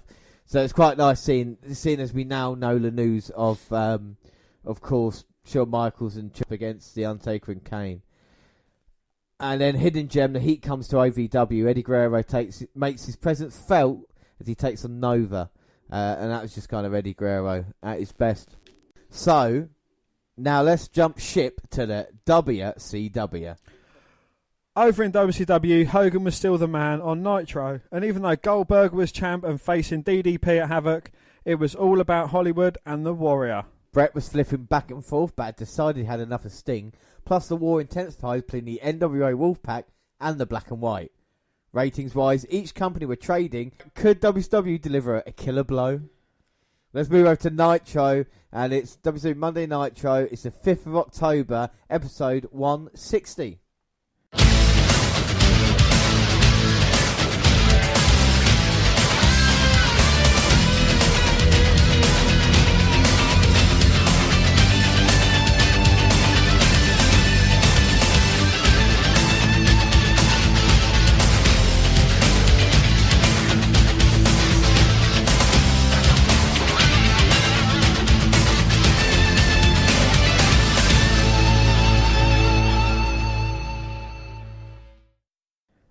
Yes, last week was a great week for both Raw and Nitro. Last year's build towards Havoc was one of the better ones, and the PPV really delivered. Hopefully this trend continues, and it's obvious that Warrior and Hogan will not be a good match, but if they can build a strong undercard like last year, because Piper and Hogan was awful, then I'll be happy. Overall, I'm excited as Nitro has been above average on the whole. Of course, concerns exist as the mid-card remains mired in the same feuds such as Saturn and Raven. Jericho is still receiving a slight push, but not sure where that will go. Conan is finally getting some wins too. Boo! However, while there is some room for improvement, Nitro still remains solid as a whole as they build towards Havoc, and as Sting and Bret Hart seem headed for a showdown, Nitro and Raw tied for the week at 4.5. So your first match was Liz Mark Jr. versus Saturn. They lock up and tussle for a bit. Liz Mark knocks him down and hip tosses him, but Saturn gets to his feet and kicks him around and then strikes with a shot to the head.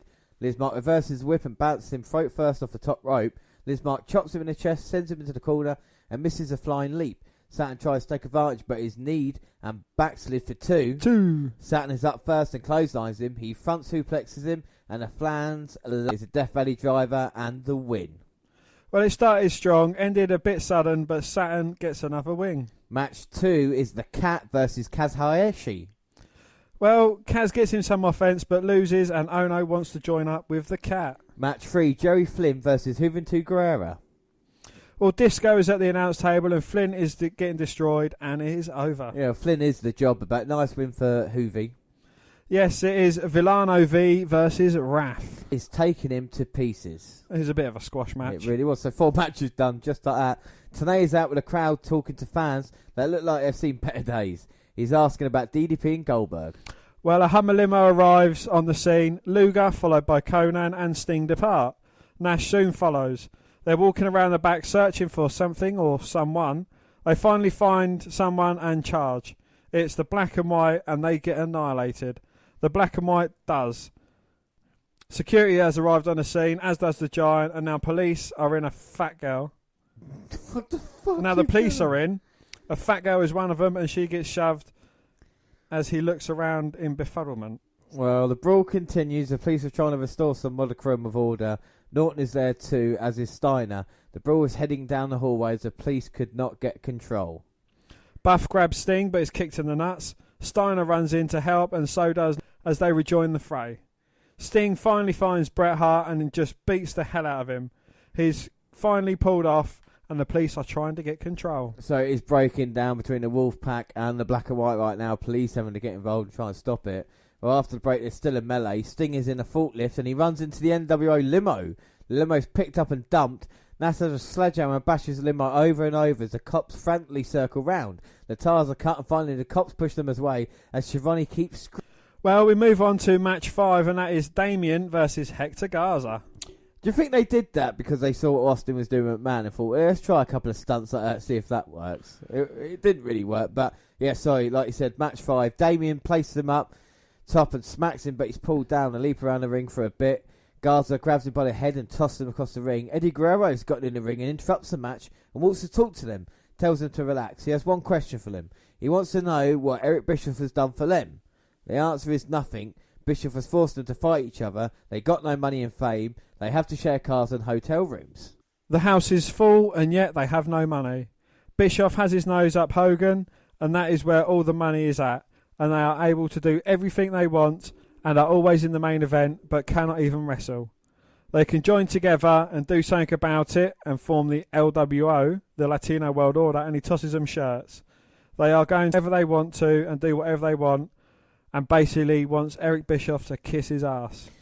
Well, the Wolfpack are huddled together conferring. Tenay walks up to them trying to listen in. Tenay mentions that Hall's not here, and Nash knows there are only a few places to find him in this town, and they're going to go bar to bar. Tenay wants to bring a camera crew to follow them. Well, match 6 is Psychosis versus Kidman for the WCW Cruiserweight title. They go back and forth, fly around the ring, exchanging kicks and slams, and our drag slams sends Psychosis to the floor. Kidman rolls him back into the ring and gets a 2. 2. After a guillotine leg drop, Psychosis counters and drops him, but he delays the pin, only getting 2. 2. He slowly heads up top and crashes into the back of Kidman's head with a flying spin kick, and he gets another near fall. He keeps Kidman grounded with a chin lock. Kidman is tossed to the floor, bouncing off the apron on the way down. Psychosis leaps down on top of him. He's slow to get up, but does, flinging him into the steel steps. He rolls Kidman back into the ring, rolls him up and gets 2. 2. Kidman runs him over and gets 2. 2. But then misses in the corner and is picked up and dropped down with a back suplex, and Psychosis gets 2. 2. Kidman is put back up in a chin lock and then picked up and spiked. Psychosis jaws with the crowd and then goes back to work with a chin lock. Both men exchange roll-ups and Kidman barely escapes his. Kidman then strikes for a bulldog. Kidman then strikes with a bulldog. Psychosis nails him with a spinning slam. Kidman floats over on a powerbomb attempt, and Kidman bombs another near fall. He misses in the corner again, and Psychosis leaps back off the top, nailing him, getting a near fall. Kidman is placed up top, and Psychosis, Mr Frankensteiner, crashing and burning. Shooting star press finishes him off. I mean, damn, Kidman can wrestle. It's probably, I don't know if we can bring across the gun of excitement that happens in the match, but it was a really good match. Yes, a pre-recorded interview with the Warrior where he talks about Fear and WrestleMania 6. Warrior is babbling about how he's physically capable, but that he wants to battle mentally, being in Hogan's dreams wreaking havoc. Hogan will feel the powers of the Warrior. Well, classic. Tenay's following the Wolfpac limo with his hands in a 10 and 12 position, so he's a good little boy as he follows the Wolfpac around. Well, here comes Buff and Scotty. Scotty does his thing in the ring, bragging and he and Buff make fun of Rick. Here comes Rick, and he calls them clowns. He's tired of them faking injuries and calls them sissies. He reminds Bagwell when he was paralysed, and now he wants to make a joke out of it. Buff's mum does not think this is a joke, and here she comes, and Buff is really worried. Yeah, it's Judy Bagwell. I'd like to see her on a pole.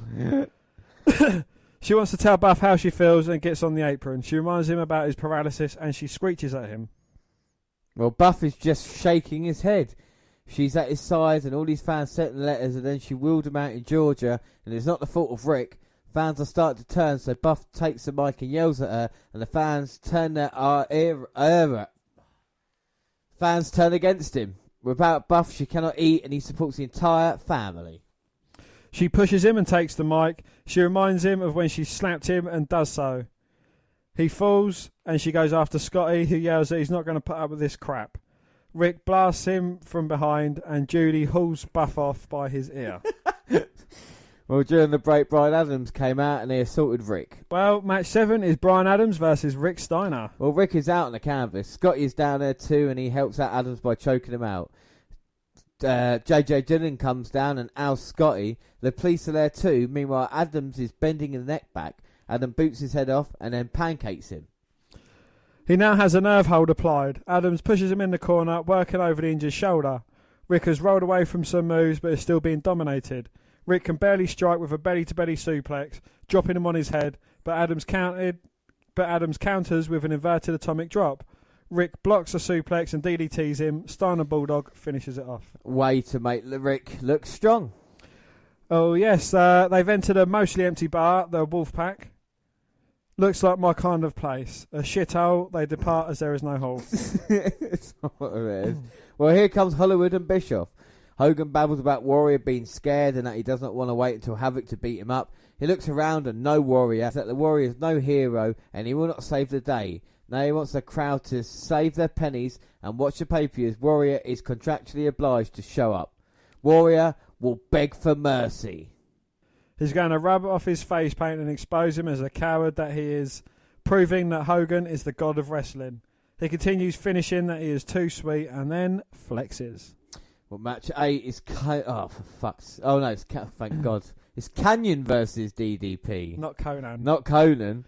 Canyon poses on the middle rope and is pulled off. Rolled up and nearly pinned. They lock up and DDP shoves him off with ease. Canyon is worked over for a bit and tossed to the floor. He leaps on him as Lodi comes down to complain. Raven runs from behind and hits him from behind. Canyon nearly poses DDP, managing to kick out. Chokes him out in the ropes, but DDP rises up and fires back, only to be popped in the jaw and bulldog. Canyon gets two and holds DDP down with a chin lock. They roll each other up and then clothesline one another, and both are laid out. They pull themselves up and Page drops him with a flurry of blows and a clothesline. Kanyon gets his head rammed into the corner 9 times, and then he delivers the 10th with drama. Slowly, that is with the crowd getting him. He delivers the 10th with drama. Slowly, that is with the crowd involved. DDP gets 2. 2. After a back suplex, and 2 more. 2. After a pancake. Raven is on the apron and DDP turns towards him, and DDP is knocked into him, and Kanyon rolls him up for a 2.97 count. 2.97. Kanyon takes him down again with a swinging neck breaker, and he gets 2. He pulls him up, but he's struck with a jawbreaker and a tilt-a-whirl slam. He calls for the DC, and Lodi runs in, who is desecrated. Raven blindsides him with a mic, and the match is tossed. DDP is beaten, but Goldberg runs down, and he takes out Kanyon. Jack Hammer's Lodi. DDP cuts Raven. Now Goldberg and DDP are face to face, doing some alternate lifestyle, screaming at each other. DDP turns away and poses for the crowd. Goldberg just screams. Well, it was another solid match, angle advancement, and Kanyon was not chumped, but the way Goldberg dealt with him made him look very weak.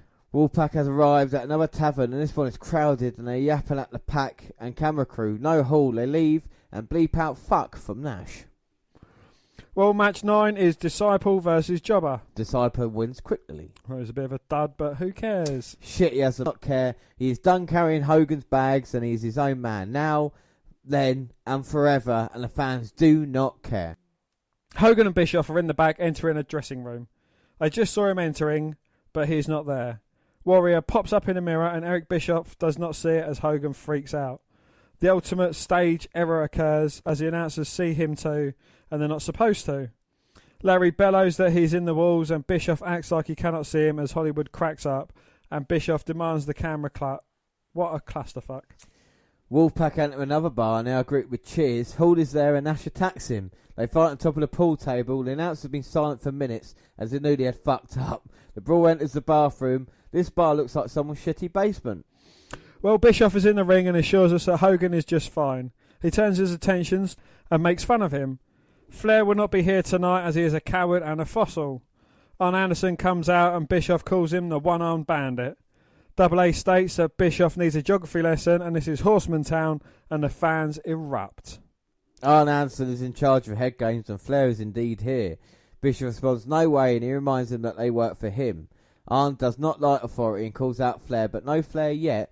Here comes Reed with his medal from the wrestling tournament. Bischoff is baffled that he is here, and Reed tries to act like Flair, does a decent job but falters, and then tells Bischoff that he's here to handle his dad's light work. Well, Bischoff is upset that this is happening on live TV and wants to know why he is here. Arn responds that he's taking his company back, and Bischoff calls the kid snot-nosed and wants them both out of here. He turns around and Reed tackles him and then does it again. Bischoff goes after him and Arn stops him. Double A being taken down twice by a 10-year-old, and Reed shows him the 4. Classic. David Flair is at ringside. Well, after the break, Bischoff is freaking out and he wants Flair right now. And he's the president of WCW and Flair works for him.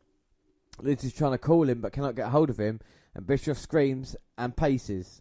Beth Flair is on the phone and she tells Bischoff off. And he continues yelling at her that he wants Flair. And cue Flair's music and Bischoff flicks word as Flair with a big grin struts on out. Well, the NWO comes from behind and the Horsemen are there. And Stevie and Vincent and Adams get beaten up. Bischoff has run off. Now David gets in the ring. Wow, my God. And our last match, the main event here tonight, is Sting versus Bret Hart. And Sting is not waiting for Bret to get out here. He's going to go find him. And he's got Bret. And it's all been going on here tonight. We've been in bars. We've been backstage with Warrior in the mirror. Sting sends Bret into the door, now into the metal casings. Bret's trying to get away. They're in catering now, and he's finally got his jacket off as he bounces Sting's head off a table. And Bret's got Sting. He's going to try and suplex him through the table, and that was a hard table. Now he's got the trash can and a low blow, and now Bret showing his dark side. Sting can't even recover right after that leg with a chair. Bret nearly slips over, traps Sting's leg in that chair. And now he's picking up the trash can again. Oh. That chair must be in some sort of pain as a trash can hit it. Well, I think Sting's tendon's been snapped. Well, Sting's just thrown a trash can on wheels into Brett, and Brett's gone down like a sack of spuds. Trying to make its way to the ring now. Oh, no, stop. Rumour has it that bin's still rolling. Rumour has it. Oh, my God. Brett's got a metal pole and Sting's got a trash can. And he's dropped it now. He's just going after Brett. Oh, he's got his own pole now. We're going to have a pole off. Oh, my God. And Brett's dropped his pole. Sting hit a door frame. They've gone into the restricted area. Brett into the door. And now his legs got caught there. Right in his tallywhacker. I think Brett's come back with a low blow. Fall to the side. And now Brett. It's not quite a Zamboni, but it's a golf cart. He tried to get it started, but it didn't work. Sting's now got his big pole and he's hit Brett across the midsection with it. He's trying to choke Brett out. Brett's head's turning purple. Oh my God. He just hit that floor there. And Sting's got the Scorpion. Well, Sting's got a Scorpion Deathlock locked in. Brett's in serious trouble. And what a weird episode of Nitro it's been. Wow. Look, I may be overrating the shows a bit, but damn, if I'm not having some serious fun, and honestly, that is all that matters. Yes, the Warrior in the Mirror thing was an absolute clusterfuck. This should have just had no visual and Hogan act like he saw him. I knew they wanted to make it so the audience could follow along, of course, and the announcers fucked up. Look, it happens. It's wrestling, not an Emmy-winning drama, but critics pounce on that instant. Ultimately, it was a dumb segment, but shit happens and it did not drag out. Who cares?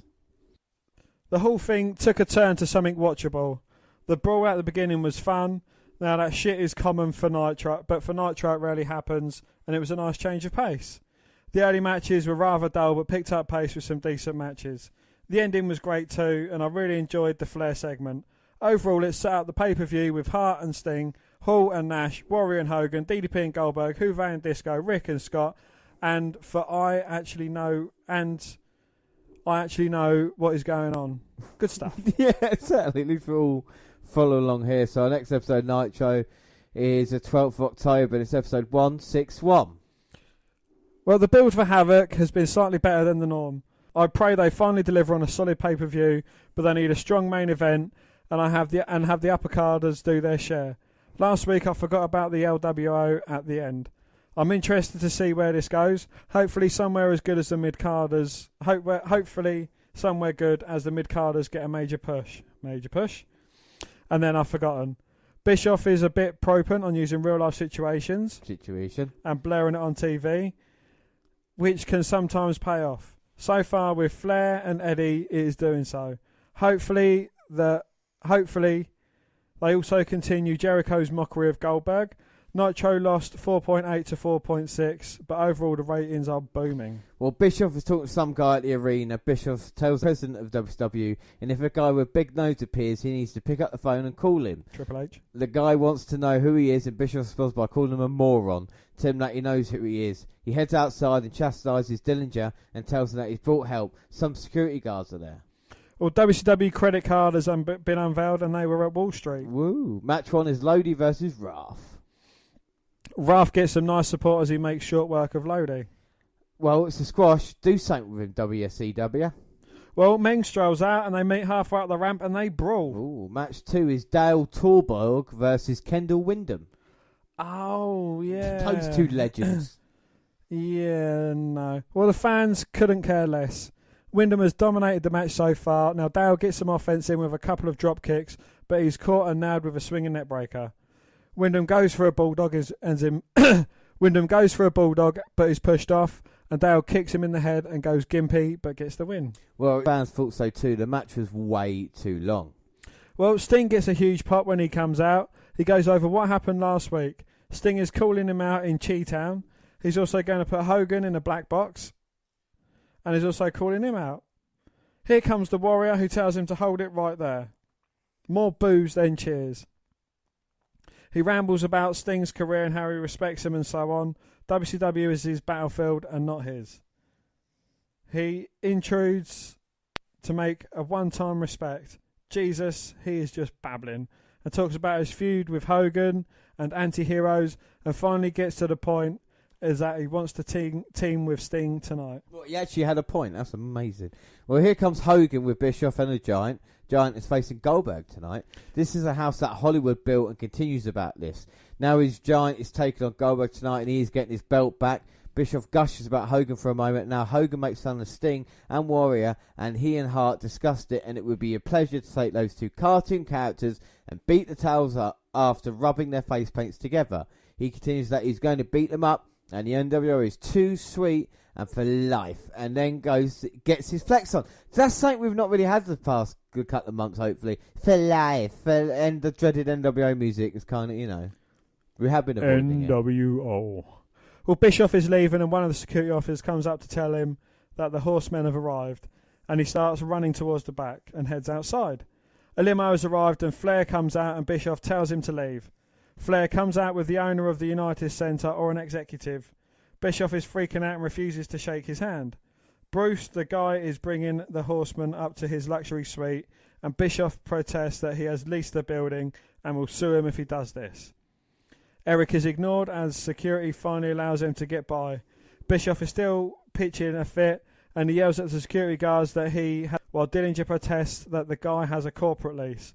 Bischoff is still ranting and raving. Well, match 3 is Fit Finlay versus Alex Wright and his ginormous penis. They have changed the spelling of the last name. That's Fitz. Alex is bragging about being the greatest European wrestler and having the largest penis, and will end Fitz's career as Fit ended his dad's career. Fit attacks him, knocks him to the floor where he chokes him out with his own penis, and then batters him with numerous blows. Alex Sunset flips him into the ring to get two, and then slams him. Wright gets his throat bounced off the top and then elbowed down. Fit slingshots right into the boot but gets his knee up and demolishes him with a lariat. But Alex flies off the top, nailing him, and then using the rope to pin Fit. Davey comes down and beats up Wright, and then Fit clocks Davey. Fit lost to Wright, I guess. Well, Nature and the company are chilling in the skybox. And the next match is Chavo, Psychosis and Callow versus Villano, La Parca and Cyclops. Some back and forth. Callow somersaults, flips off the apron. Callow falls down. Psychosis suicide dives him into him. Then Cyclops does the same. Chavo springboards into all of them. Villano and Callow are in the ring, and the latter misses a springboard and is power slammed. He would have been pinned, but the ref held up in order for Psychosis to hit the guillotine leg drop. La Parca runs in, they go back and forth, and he nearly pins Psychosis, but Chavo runs in, and now he has Parker. Cyclops runs in and puts him in a crab-like move. Psychosis spin kicks Cyclops, and the match was broken down as bodies fly everywhere. All end up on the floor but Psychosis and Cyclops. Cyclops is knocked down to the floor, and Psychosis fucking leaps into him with a senton, backsplash, and just crashes into him. Inside the ring, Chavo finishes him off for the win. It's a fun match, and then Eddie comes down to fan support, and he does this thing about Bischoff keeps having them fight one another, and Eric's lack of respect for him. He mocks the NWO do what they do, and then the IWO only gets paid peanuts. The LWO only gets paid peanuts. Jesus, a fan tosses something heavy into the ring, like a bowling ball or maybe a waffle, and they are going to get a piece of cake. Chavo leaves, and as he talks to Pepe, but Psychosis joins. Well, Scott Steiner's in the ring and he talks about how he carried his brother on his back, blah, de blah, de blah, like the Cubs who used Sammy Sosa. But Scotty convinced Sosa that Chicago sucks.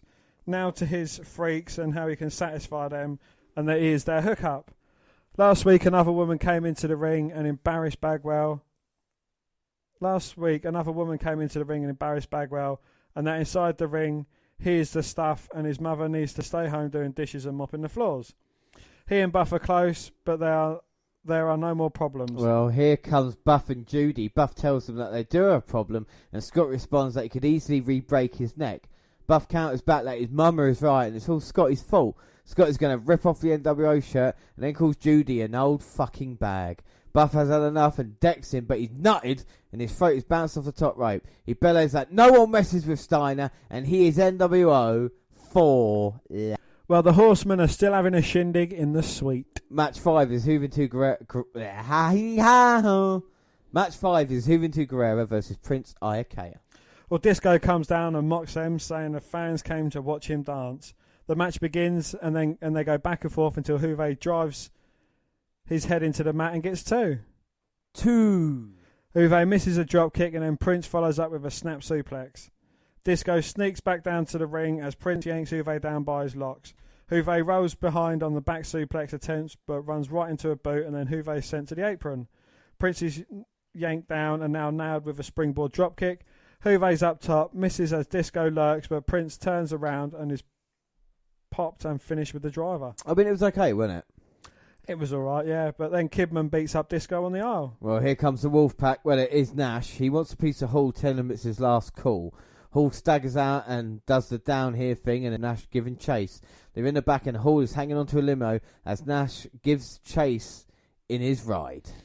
Well, match 6 is Y2J versus Raven for the WCW TV title. Well, they lock up and Raven pushes him into the corner, but he breaks cleanly. Out on the floor, they brawl, but Raven has a chair, blasts him. He sets it up in the corner, but Jericho flings him into it.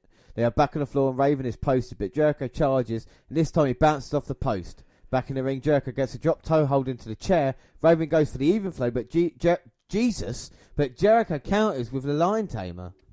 Well, it was nice and short, which is disappointing. But they're playing on Raven being on a losing streak. Nice win for Jericho, though. Gene is in the ring and calls out Rick Steiner. He declares that Scotty brought it upon himself, their match. They are interrupted by cackling again. It's like, it is fucking Chucky from Child's Play. Chucky makes fun of a bald Gene and tells him to shut the hell up. He wants a piece of Rick, who tells him to bring it on. I cannot believe seeing this. Chucky's getting booed and he plugs his movie. He does not want Rick to mess with Scott as he will be in the next movie, and Rick just wants to leave as he's befuddled. We all are. Well, here comes Bischoff, and he's still hot about Flair being here and reminds everyone that this is his building. He calls out JJ and Dillinger. He calls a fan a moron after he threw something. Here they come, and Bischoff wants them to hurry as he taunts the fans some more.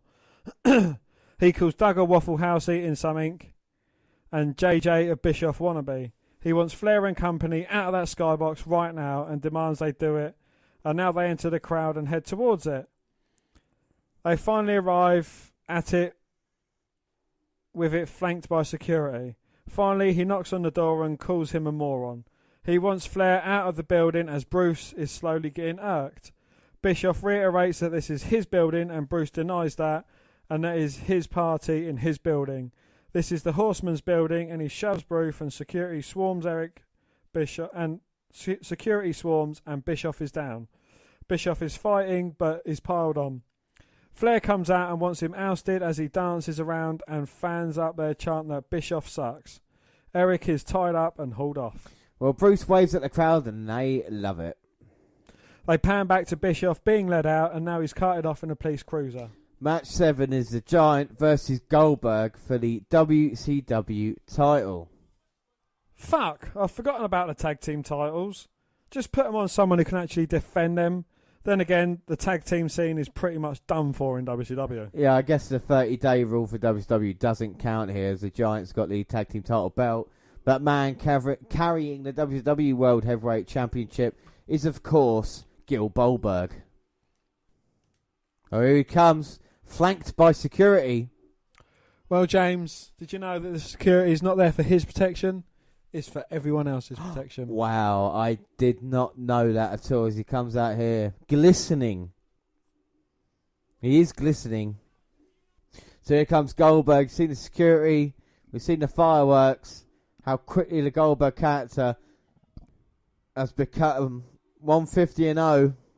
Well, will Goldberg have a giant problem here tonight? Well, the most intense individual I feel in wrestling as he comes out here. Well, which way do you think it's going to go down? We've seen Goldberg come out here, but the Giant is the biggest athlete in the whole of professional wrestling. Goldberg. You reckon Goldberg's going to win? Well, I'm backing the Giant in this one. Look at the size of the man. And how great is wrestling at the moment. You know, we're seeing, Rock and Austin teaming up against Brothers Destruction. Goldberg versus the Giant. We've got Sting and the Warrior teaming up in a bit. It's a good time to be alive 20 years ago. Well, that's the beauty of the WWE Network. You can go back and watch it anytime. Then. Now. Forever. Oh my God, drop kick by the Giant. You got the referee in the way of Goldberg, distracted him. Now he's coming down heavy. Some knees to the midsection. Irish whips Goldberg to the opposite corner. Follows it up with a quick clothesline.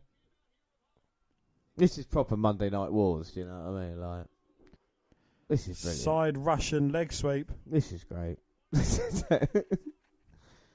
But Goldberg's back up to his feet already. I don't think you can put Goldberg down for 3 seconds. I don't think we've seen it yet.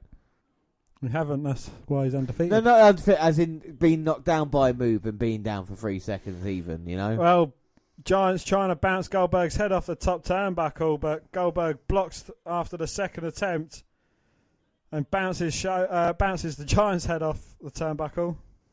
Oh, spin kick to the ribs. Oh, my God. Picks up the Giant and slams him. Well, I've never seen a Giant slam like that before. And he's waiting for him to get up.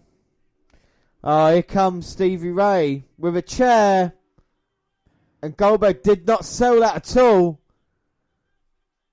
And the match is continued. Got him around the throat. DDP's in. Drops the elbow to the back of the Giant. Stops the count. He diamond cutters Stevie Ray. Oh, now the Giant's got hold of DDP. Oh, but Goldberg spears him. And what happens after the spear then? The Giant gets out of the ring. Oh, yeah, he's getting out. And so is DDP. So, I mean, was the Giant going to beat Goldberg then? Look that way. And his count out, so no disqualification, but a count out. Goldberg retains there. Very interesting, Mr. Bond. Dan, what your take on that? I think it was a bit of a clusterfuck. You know, like no DQ, but a count out after about 7 seconds. It was a bit of a weird ending. It was. Nitro Girls! Nitro Girls! Anyway, so we're just about to move on to our main event, which is Sting and Warrior versus Bret and Hogan. But first, a brief history of Sting and Warrior. Prior to his career in professional wrestling, Jim Hellwig, aka Ultimate Warrior, amateur bodybuilder. In 1985, after spending 6 weeks in California training for a bodybuilding contest, he was invited to join a group of bodybuilders, Garland Donahue, Mark Miller, and Steve Borden, to form a professional wrestling team. Well, the Warrior accepted the invitation and abandoned his bodybuilding career, as well as his plans to become a chiropractor. Hellwig began his professional wrestling career as Jim Justice Hellwig of Power Team USA, the group of bodybuilders trained by Red Bastion and Rick Baseman. Well, later they wrestled as the Freedom Fighters. Hellwig was known as Justice, and Borden was called Flash. In Memphis Continental Wrestling Association, under manager Dutch Mantell, who we know in WWE as Zeb Coulter, Hellwig and Steve Borden, who later had successors, Sting, formed a tag team called the Blade Runners. Hellwig was Blade Runner Rock, and Borden was Blade Runner Flash. Debuting in the Memphis, Tennessee-based Continental Wrestling Association, or the CWA, promotion run by Jerry Jarrett, the team played babyfaces at first, but fans were actually slow to take to the hulking duo in a territory that had featured sympathetic good guy teams like the Rock and Roll Express and the Fabulous Ones. Well, they were quickly turned heels of Blade Runners. The Blade Runners went on to wrestle for Mid-South Wrestling promotion, which became Universal Wrestling Federation in 1986. According to Laurinaitis, aka Road Warrior Animal, UWF owner Bill Watts created the Blade Runners, and the intent was to make them a parody of the Road Warriors. They were part of Eddie Gilbert's Hot Stuff International group before disbanding in 1986, when Hellwig left the UWF and of course went to the WWF and became the Ultimate Warrior. And we all know about Sting. So the first time, so that was back in 1986. So 12 years later, they are teaming up for the first time since then, going against Hogan and Bret. So ultimately, arguably four of the biggest figures in wrestling history. Yes, yeah, without a doubt, you know. And we talked about the roster of WCW or WWF, and we talked about earlier the World Wrestling Federation only having 3 or 4 guys they can rely on. Here you got 4 guys who are in the main event, and like you said, they are all Hall of Famers, all kind of did their own thing at a certain time. are much, much loved. And it's just a shame none of them could deliver a promo. What, at least 4? Yeah. Well, no, Hogan and Brett was okay, weren't he? You know, well, Hogan was just everything, brother. Oh no, Hogan, I like Hogan's good. He's all right. Warrior and Sting, exactly. Yeah, I think that's sort of the problem. But they all had the kind of, world titles in both WCW and WWE. Definitely kind of Hall of Fame. Sting didn't win in WWE. Sting should have won it in WWE. I tell you, Sting should have had a match. If there's one thing, I'll go back. When someone says, "Would you dream match, wherever it is?" I would not now, but back then, I would have had Sting versus The Undertaker. Imagine Forever. about 2002. That WrestleMania 18 time. You know what I mean? I think that would have been perfect for them. But there's people like the rest of the Wolfpac will be looking on at this match, and Hogan faces Warrior. 2 weeks at the pay-per-view Halloween Havoc, and that would be our next episode. Will be Halloween Havoc 1998, Dan. Well, I say our next episode. We've got a lot coming up. We'll give you the schedule. Schedule for 1 fall. And as we await Sting, we can hear the Wolfpac music. Well, before this match even starts, I can tell you that it's going to be no contest. Who do you think is going to run Someone's out? going to rush the ring. Who's running out? Wolfpac and the Black and White. I'll tell you what the surprising thing is, right? So, you hear that Warrior comes back and you're like, oh no. But, at the time, and even when he returned in 1996, he was still getting the big pops. Do you know what I mean? Warrior was still loved by the fans. It's a shame he was useless in a way. You know what I mean? That the fans were invested in the Warrior character. Oh, it's going to be spooky, our Halloween special, Dan. Ooh, I hate to be caught by the ghosties. I like to be caught by the ghoulies. Here he comes, the Warrior. All right. I've got a question for you quickly before this match starts as the Warrior comes out. Who runs to the ring? Runs to the ring quicker? Would it be Warrior or would it be Cena? Warrior. What, in a flat-out race if both left at the same time? If they both came through the curtain at the same time, yeah. Because I John know Cena stands up there, holds the thing, and if then he was salutes. to leave at the same point Warrior did, or is that like Superman versus Flash? Who'd be Superman, who'd be the Flash? Well, Super Cena and Flash and a Pound Warrior. Oh, you've answered it there. Flash is faster than Superman. Or is he? Well, no, I don't agree. I think Superman's faster than Flash. We've had this discussion off podcast, and I'm backing Superman in this. Oh, I'm back at Flash. Well, not just because he's an alien. He's just Flash is just a human. I know about the Speed Force, but think about the power what Superman can do. Yeah. But what power can Superman do if Flash is wearing a fucking kryptonite suit? Well, okay, he'll race away from him then. He won't race near him. So Flash has to do stuff like that to take advantage of Superman. Well, Superman needs the fucking Earth Sun as his advantage. Flash have a kryptonite ring as his advantage. Well, I'll tell you what then. Then Flash is not allowed to use Speed Force because that's an advantage. Well, Flash would be a normal bloke, and we've seen Flash run like a normal exactly, bloke. Yeah, he's slow. Superman would kill him. Yeah, but it's just like Aquaman would beat Flash in a swimming race, but if Flash was allowed to run on the water, then he'd win. Well, Superman would beat both in a swimming race. I doubt it. No, of course he would. He wouldn't beat Aquaman. You see, look, we're not. He would beat Aquaman. Superman is the greatest superhero of them all. He can beat anybody, and it's only kryptonite. That's the only thing. That's his real kryptonite. But Kryptonite's his only kryptonite. Yeah, I know. But let's forget about that superhero and let's talk about these 4 superheroes. Sting and Warrior. Don't worry, the action hasn't started yet. It's a Hogan match, don't worry. Hogan's drawing with the Warrior and him and Sting in the ring. The Blade Runners. They actually look quite a good team. Yeah, I know. It's cool, isn't it? Same height. It's good hope. Both face painted. Well, the Warrior's just given Sting some of the Warrior energy. It's not just a mega event. It's not just a super event. It's a mega super main event. WWE's next event will be mega super event. You do know that. Welcome to WWE mega super event. Definitely not for cash. Live in Antarctica. Antarcticans ain't got no money. All right, Russia. all right. Live in Dubai. Live at 5 in Dubai. WWE Live in North Korea. Kim Jong-un gets the title. New WWE champion. Yeah. Well, anyway, the match has started and Sting has taken over on Hogan. And Who gets a panic tag to Brett. Yeah, Hogan is a fucking... We said McMahon earlier, you know. Hogan is exactly like that as well, carrying away. And now it's Sting and Brett. You saw the war they had last week. So we've got the two actual good wrestlers in the ring. They just keep it like this. I mean, Sting's alright, and he's not great, but he can go when there's someone good with him. Yeah. Warrior hasn't even jacket off. No, he's going to leave the jacket on. The Sting goes for the 10 punches in the corner. The 10 beats to Bret Hart. Hogan from behind. Now the Warrior's in, but the referee's doing something about it.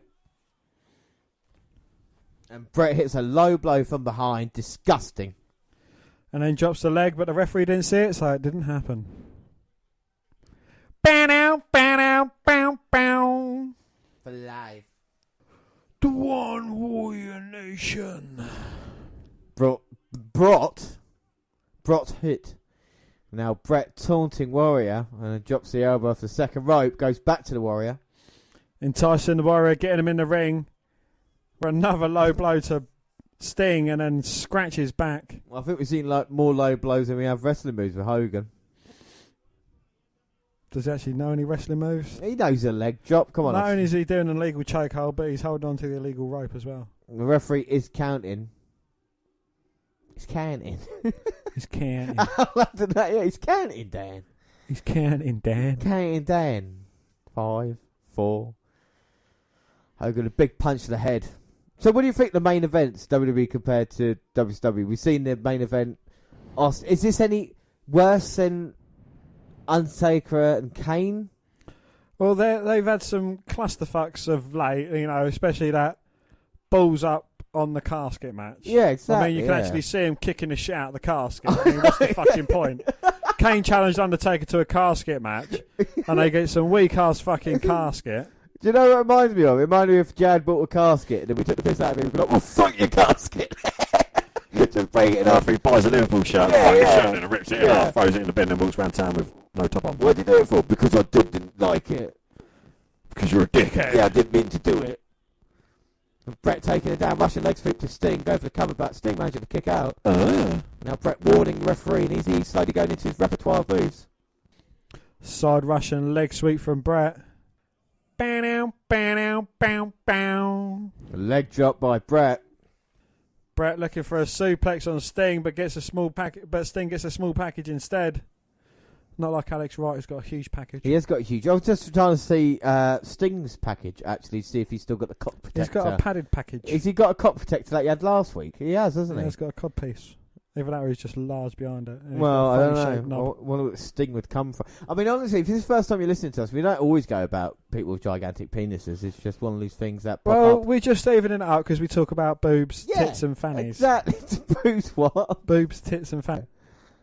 And Sting looks for the tag. Oh, my God. And he gets it and the Warrior's in. Oh, and he's running the ropes, runs through Bret.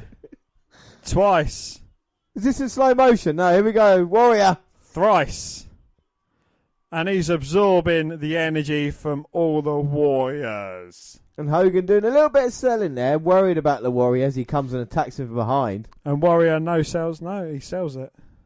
Oh, you. Well, the One Warrior Nation. Oh, Warrior's going to have Hogan, but look who's coming down. It's the entire black and white. It's the Giant. It's Scott Norton. It's Vincent. Stevie Ray. The A-Team. Scott Steiner. Now Bret throwing a toilet roll out, and of course one's going to get thrown in. They're beating Sting on the outside. He's Wolfpac. The lights go out and Warrior's not there. Oh, wait a minute, Dan. The smoke has filled the ring. Have you seen this? The smoke, the fog.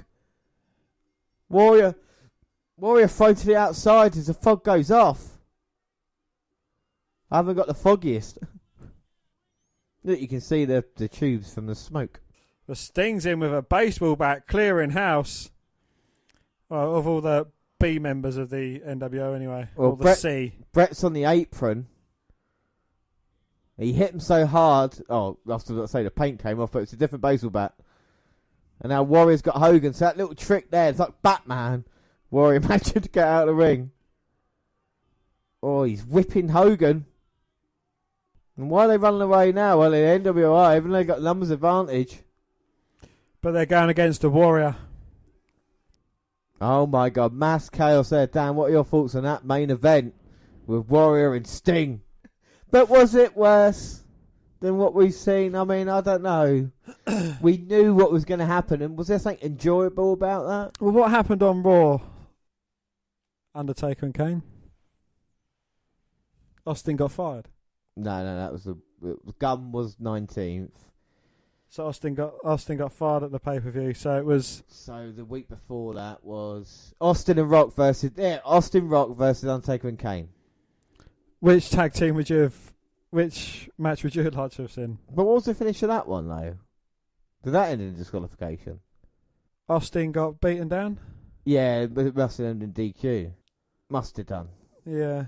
So there you go. Again, we're forgetting, even though it's like that. I mean, but it does. At least it's building towards the pay-per-view. Do you know what I mean? At least there's a build towards Halloween Havoc there. Well, it was another great show. I just really enjoyed the angle advancement, as the wrestling was not that great, and there was a Chucky, but at least Jericho got a key win. Hart and Sting, Hogan and Warrior took a back seat. The Flair segments were gold. Goldberg was back in action. Overall, set up a pay-per-view. Looks like it could be really good.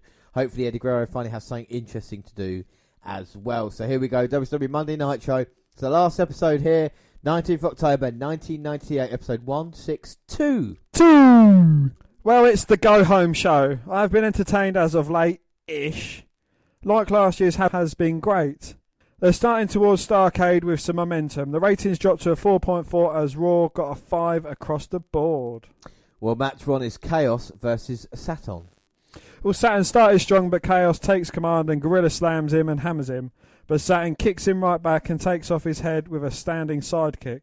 Chaos counters back with a jawbreaker, but Saturn has had enough and finishes him. I mean, decent length and fun. Like my penis. Is what I've heard from most of the girls. Well, Tenay is with the peeps talking about the Horsemen and the fans support them. Well, Gene calls down the cat and he beats it when the cat threatens him. The cat does his thing, challenges anybody, and the fan gets his head taken off again. It's hard to dislike the cat, yet I do. Well, it's long. There are some long promos for the pay-per-view. Match 2 is the LWO versus La Parka and Chavo and Cyclope and Lizmark Jr. Well, Lizmark and Damien start off and Damien gets rocked with a spinning backbreaker, but he fires back only to get leapt on and the LWO break the count. Parker and Dandy are slugging away and the former strikes with some stiff chops, but Dandy fights back until he's dropped with an enziguri. Cyclope is in and he gets punished and stomped by all 4 members of the LWO. Psychosis snaps him over and tags in Damien, who strikes with a top rope Hurricane Rana. Garza goes up top and nails him with a missile kick, but here comes Chavo to the cheers of the crowd. And he is run over, but he catapults Dandy. Well, he sends him into the corner where he drop kicks him. The match is broken down as bodies fly all over the place, and now the planches galore. Cyclops gets two. After a missile drop kick on Psychosis, La Parka has a chair, and his partner gets hit, and then Psychosis finishes him with a guillotine leg drop, and Parker just dances as his partner gets pinned. It wasn't too bad. It was quite fast-paced. Yeah, I mean, Happy Eddie comes down. Eddie comes in and talks about the LWO and La Raza. Chavo leaves again. Eddie goes off about Bischoff and Howley are taking over and the future. Parker has joined. Don't forget, the LWO isn't for life, it's for now. Well, Canyon has come down and wants to know who's better than Canyon and tries to get the crowd to go along. They don't, and so he mocks them. Match 3 is Canyon versus Scott Putski. Well, they go back and forth with Putski getting a 2 after a sidewalk slam, and he's caught and given a tilt-a-whirl slam. Putski goes up top and is grabbed and bulldogged off, and Canyon gets 2. Putski rolls to the floor and a baseball slide sends him into the railing. Canyon snaps him over and gets him in a chin lock. Putski gets right back up and elbows free. Canyon is tossed back in a release suplex. He works over the head and launches him straight up and down. He launches him straight up and down he goes. Canyon ducks the Polish hammer and flapjacks him. Flatliner and match. I think that's what he calls his penis. Speaking of big hammers, Big Papa Pump is doing his thing, talking about his freaks. He got a phone call last night and got the NWO Learjet from LA to here. He had a freak on his right and left and a right in the middle and all satisfied. Here's the hookup. Holla, if you hear me. He took out a fellow NWO member and did not care if his mum was there, and he will do the same to any Minnesota Viking member. Rick comes out and reminds Scotty that the Vikes are undefeated, lose the championship game to the Falkers, by the way, and Rick calls him little as his brother leaves the ring, and Rick challenges him. Scotty calls the fans idiots and states he will beat them up when he's ready. He gets in the ring and tells the fans that Minnesota sucks and that his brother sucks, and he wants to make sure this will be a fair fight. Fuck, it looks like Rick is connected and he took off his head, and Scotty tries to run off but is getting demolished, and he is depleted with a lariat. But Scotty nuts him, and then again. This is a match. He grabs a chair and wallops him with it, causing the DQ. Buff runs down and takes a chair away. Scotty wants him to hit Rick, but he swings it at Scotty and misses with Scotty running. I mean, this is a basic angle of answer, wasn't it? Up next is Fit Finlay versus British Bulldog. Both men exchange holds and shots. Fit leaps into a slam and then snapped over and put the chin lock. Fit is flung into the corner and then tossed again as Davey gets two and puts him back in the chin lock. Fit is up and powers out, grabs the arm and short clothesline him. He yanks back on the nose and then kicks him into the back. Fit drops a couple of elbows and gets two. Davey comes back with a running elbow and backdrop. He hammers him in the corner and goes down. Down goes the ref as Davey shoved him back. Fit is down and Davey turns into a missile kick for Alex, and then Fit finishes him with a pancake type move. Well, it was a nice back and forth match. Yeah, and then Alex poses and so Fit kicks his ass too. Well, Jericho comes out with Ralphus. He is upset because he's beaten Goldberg 3 times and has had no acknowledgement. He knows Greenberg is in the building and he's given him one more chance. Goldberg is not there tonight, according to Gene. Jericho turns towards Page and claims he has not paid his dues and wants a PTV title. DDP comes out and takes the mic from him. He kicks Ralphus in the gut, not wanting him near him. DDP tells him he's never beaten Goldberg and he has never beaten him, so if he wants some of that, then he's willing to fight tonight. Jericho is trying to beg off as he throws a fit. Well, Hall is drinking in the bar at the Target Centre. 5 is Wrath versus Tokyo Magnum. Wrath destroys him. Squash, and he is facing Meng at the pay-per-view. Well, here come the Horsemen. They're by AA. It was to be Silver King and Callow, but they turn aside for the Horsemen to face Disco and Alex Wright. Bischoff comes out and tells Tenay to beat it. So match 6 is Disco and Alex Wright and his massively long cock versus Dean Malenko and Chris Benoit. Nothing about Chris Benoit. Well, Benoit has not fought for months because he's dead. Isn't it amazing that, yeah, we're more excited about Alex Wright's gigantic penis as opposed to what Chris Benoit did. is innocent. Yeah, exactly. Yeah. Well, Benoit has not fought for months. Wright gets the boot up on Malenko and stomps away. Dean fires back but is pulled down by his head. Disco gets the tag and runs into a drop kick, then a suplex. Disco takes command and knocks him down. He poses for the crowd and Benoit gets the tag and the fans erupt as he rips into him, crossface and match. Well, some back and forth, but it's nice to see Benoit back. Well, Bischoff is livid. He will not pay the Horsemen and yells about it as the fans chant for Flair. For who? For Flair.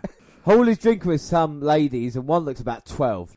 So up next it is Chris Jericho versus DDP for the WCW TV title, and here comes DDP out here now. So this should be a very interesting matchup. DDP, of course, facing the WCW champion at Halloween Havoc, and Jericho's been wanting a piece of Goldberg, and he's defending his TV title.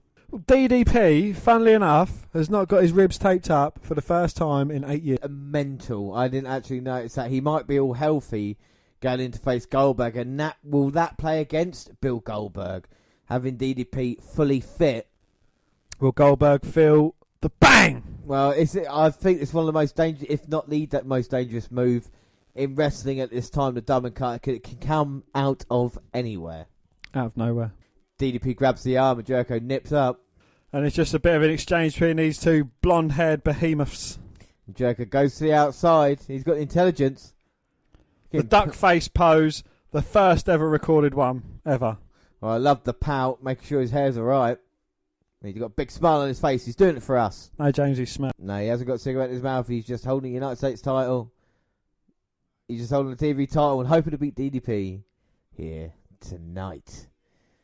When you talk about cigarettes, I think DDP might be smoking a cigar if he can get the job done against Goldberg at Halloween Havoc. And I think Jericho's so cocky, he feels if he was to win tonight, he might be involved in a triple threat match. Oh my God, DDP there. Big pile driver. Jericho gets to that bottom rope, stopping the count. Oh wow, DDP mounting Jericho in the corner, but Jericho grabbing the legs and just planting DDP face first on that top turnbuckle. And now Chris is in control as he springboards off the top rope and drop kicks DDP, who was perched on the edge of the ring apron, and he goes straight into barricade. Jericho comes straight back down, boot on DDP's head. Oh my God, DDP sent into barricade again. Masturbate. And now Jericho going for the cover. But not any cover, James. It is the cocky cover. 1 foot on DDP while posing. And he can't get the job done. Oh, and he bounces Page's head off the mat for 4. You in a cricket mode? How's that? Alright, don't. With DDP fighting back in this one now. Big right hands, big lefts, combinations. Oh, and the lariat knocks Jericho out. Jericho gets whipped into the corner. Oh, high back body drop, goes for the cover. Oh, but Jericho managing to kick out. And a jawbreaker jawbreaker by Jericho, and then a clothesline. Lion salt, that could be it. One, two. Oh, but Page managed to get the shoulder up at 2. 2. And now Jericho must be getting frustrated. Jericho trying to suplex, Page stopping it. Drags him down, turns him over. 2. But Jericho managing to kick out. Went for the diamond cutter. Jericho blocked it low. Oh, and as the ref looking at Jericho, he hit a low blow behind the ref's back. And now it's going to maybe time for the line tamer. If he can get him on his back, Page fighting with all he's got. Oh, but Page managing to flip Jericho over. Jericho with a clothesline. Page dodges. Tilt-a-whirl slam, lovely from Page. And is Jericho going to feel the bang? Jericho's in serious trouble, but Goldberg's up. Oh! Spears Jericho. And what happens after a spear? Well, he was going to jack him up and hammer him down. But Page hits him with the bang. Diamond cutter for Jericho. And now JJ Dillon, all the officials in. And they're fighting off. Situation. Well, Goldberg came in, destroyed Jericho. So Jericho gets a win, I guess. Oh my God. So Dan, what are you thinking of that? Well, it was a bit of a clusterfuck, really, wasn't it? It was, I don't know, I'm not sure. It ended a bit funky. I would like to have seen a definitive end to the match between these two, because it was actually shaping up to be a half-decent match. Yeah. But Goldberg coming in, getting involved, you know, he has got a angle towards Chris Jericho, so you can't blame him for taking him out. But could he have waited until after the match? Well, I think he could have done, you know. It's just all the case, maybe what would have cost Page a victory. But Hall is now with a hotter woman staggering around like I do in front of the ladies. Well, match 8 is Rey Mysterio Jr. versus Kidman for the WCW Cruiserweight title. Well, they lock up and Kidman pushed into the corner. Rey has another knee surgery. Not during the match. He had one earlier, and that's why he had to come back. They exchange waist locks. Kidman holds it and takes him down with a tackle, but Rey floats on top of him. And he has him in an arm breaker, but Kidman pulls off and pulls back on the head and has the arm locked up. They are now vertical when Rey in headlock. Kidman runs him over. The push-off, Rey takes him over with a head scissors. Rey's launches to the ropes, but flips around and runs into a flying head scissors from Kidman. Kidman kicks him in the chest, catches Rey on a slide beneath, but Rey floats over on a suplex attempts, but he's drop-kicked and nearly pinned. Kidman snaps him over, drops the elbow and applies a chin lock. Rey is up and they tussle for a bit. Rey springs off the top and strikes with a crossbody and gets a near fall. But then he is hacked by Kidman and an exploder suplex. Near fall and has Rey on the apron and tries to suplex him into the ring, but is blocked, and Rey suplexes him to the floor. Fans are chanting something as they fly around the ring, and Rey gets two after a quick leg drop. And now Rey is powerbombed and nearly pinned. Kidman keeps him grounded with a rear chin lock. Rey is up and they battle until Kidman runs him down with a lariat and rolls over and gets two. Kidman pulls him up and suplexes him, and Rey is sent into the ropes. Rey leaps on his shoulders and they fall into the ropes and down to the floor. Well, Kidman does, and he hits the railing. Kidman gets up on the apron and is knocked off, and Rey somersaults into him and then stomps away for a moment. Rey goes up top and then Kidman tries to knock him off, but he's pushed onto the ropes, and Rey drops legs on him and gets two. Rey slowly hauls him and connects with some forearm shots, but Kidman fired back. Ray falls to a knee and body slam. Kimmer goes up top and misses a flog splash. Ray slowly climbs up top and lands on him with a seated senton splash, and he gets a near fall. And Kimmer reverses the whip and telegraphs the backdrop. Ray sits on his head and drives him and the arm into the mat. Ray hammers at him, but Kimmer ducks and powerbombs him, and now he gets 2. Kidman ducks and powerbombs him, now he gets 2. Yeah. Kidman uses the corner to bulldog him and he goes up top, but is slow and Ray whacks him and Kidman is crushed. Ray goes up top and strikes with a top rope Hurricane Rana. He is slow to cover and only gets 2. 2. Ray comes back and drives him into the mat. Ray calls for his finisher and leaps right into a drop kick and a bell rings. The fan boos, but they had been silent. It's a draw. Not sure the time on it, but at least 15 minutes. This match was fucking great. The fans were fairly silent, but fuck them. This is a fucking wrestling match, alright? We don't have to worry about anything else. Great stuff. Can we have a rematch, please? Well, Gene is in the ring with some people from Minnesota and calls out John Randall, Vikings, and Kirby Puckett, twins. What did you just say to me? I said, fuck it. Kirby Puckett. They are getting some sort of plaque, and now she wants to introduce another hometown favourite, Ric Flair. This is now Ric Flair Day. Bischoff comes down and it is the mayor of Minneapolis who is giving the rewards. Bischoff does not want her here and he wants her and Flair out of here. She's grinning and loving this.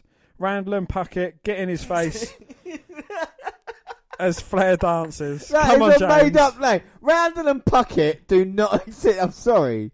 When they get in the face Flair, a cop tells Bischoff to beat it and he will be arrested if he touches someone. He is from here, so he knows what the jails in the city are like, and he also has unpaid warrants.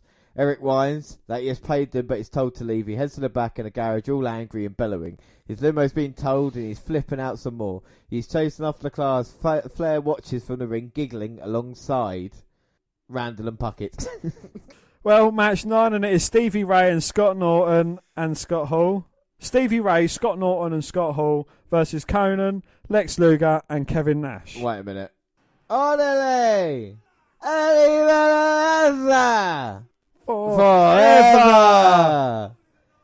Bowdy, rowdy. Did I tell you how much I loved Conan? Did I ever mention that? I mean, he's one of my new favourites now, Dan. I don't know if I mentioned that at all. Is that because you're going to wear a Conan No, shirt? I really am a huge fan of him. Oh, Nash looks pissed. Well, he's not come out yet. Conan and Luger are a bit worried. Nash is staggering in the back with a drink, acting drunk. He has an outsider shirt on, though. If you hang around with Scott Hall too much. Big slurry will be tonight. Halls does that same in the ring, goes, "You're still in my gimmick, brother." So it goes to be 3-on-2 then. So the WF show their athletes as like the kind of greatest superstars in the world, and WCW are unfit to compete. And Conan has his vest tucked into his boxer shorts. That's such a cool look. I want to try that. Well, it's the greatest wrestler of all time, Conan, going against Stevie Ray in this one. Well, why has Scott Norton got a title belt, by the way? It's the IWGP heavyweight title. He won it in Japan. They had an agreement with sending like the WWE kind of B and C members over in Japan to fight them, and that's basically what's going on there. But here comes Drunk Nash. Well, Conan and Luger are a bit perplexed. They're not sure what's going on. What is he doing right now? Scott Hall's like, "I'm with you, brother." And they are outsiders back together. Look at Nash. Put Nash and Hall in the ring together. Let Conan start. We want Conan. We want Conan. Oh, Luger trying to take the drink. Nash like, "Nah, man. Yes, Conan. You don't watch The Last Leg, do you?" No. It was on last night, and Chris O'Dowd was on it. You know Chris O'Dowd, didn't you? The guys in the IT crowd and stuff like that. He was fucking wankered. He really was. I know Scott Hall's playing it. This guy was fucking shit-faced. And Steve Ray started with Conan. He's taking him down. So this is the war we always wanted to see. The best for the NWO Black and White versus the best of the NWO Wolfpac. Definitely. Oh, look at that clothesline by Conan. I don't know how he did it. Orderly! That's it, go on. The key to Sunrise to get the job done. He can put it on Tommy. Fantastic. And now here comes Lex Luger. That's a move that comes out of nowhere. Tell you, I've really gone off Bobby Roode as well at the moment. He's a bit of a knobhead, to be fair. Yeah, he's losing all the time. Yeah, I know. I'm not going to have it. I'll be really pissed off. If I had to wear a T-shirt like Bobby Roode, oh, mate. Nah, man. Not happy. But Luger and Scott Norton are in there. Their respective stables' powerhouses. Nice hip toss by Luger. He's impressing me as well. Oh my God. He's a man on fire. Well, he turns Scott inside out. And look at him flexing. Punches off Stevie Ray. Oh. I think Scott Norton, Scott Hall and Scott Steiner should have been. It should have been the three Scots. So Stevie Ray and...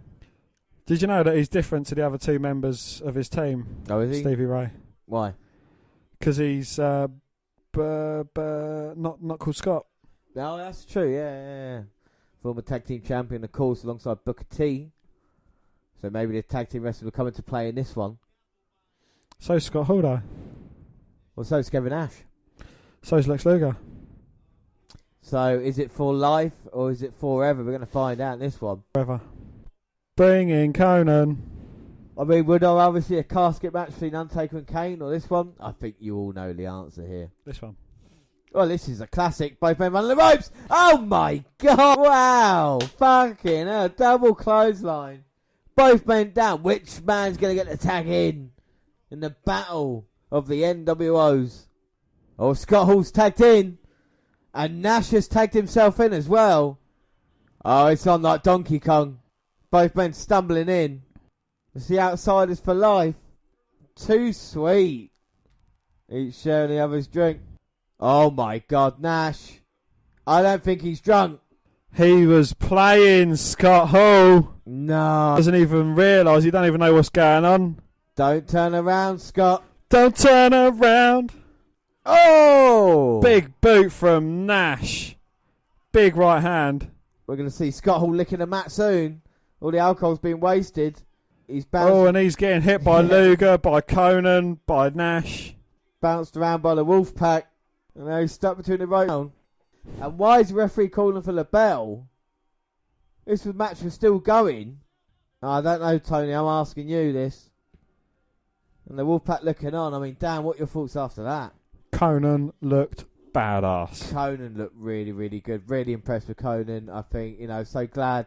Go back 20 years and see how good a wrestler he was, But I don't mind the Kevin Nash thing there because he acted stupid. He tried to get one over on Scott Hall and it worked.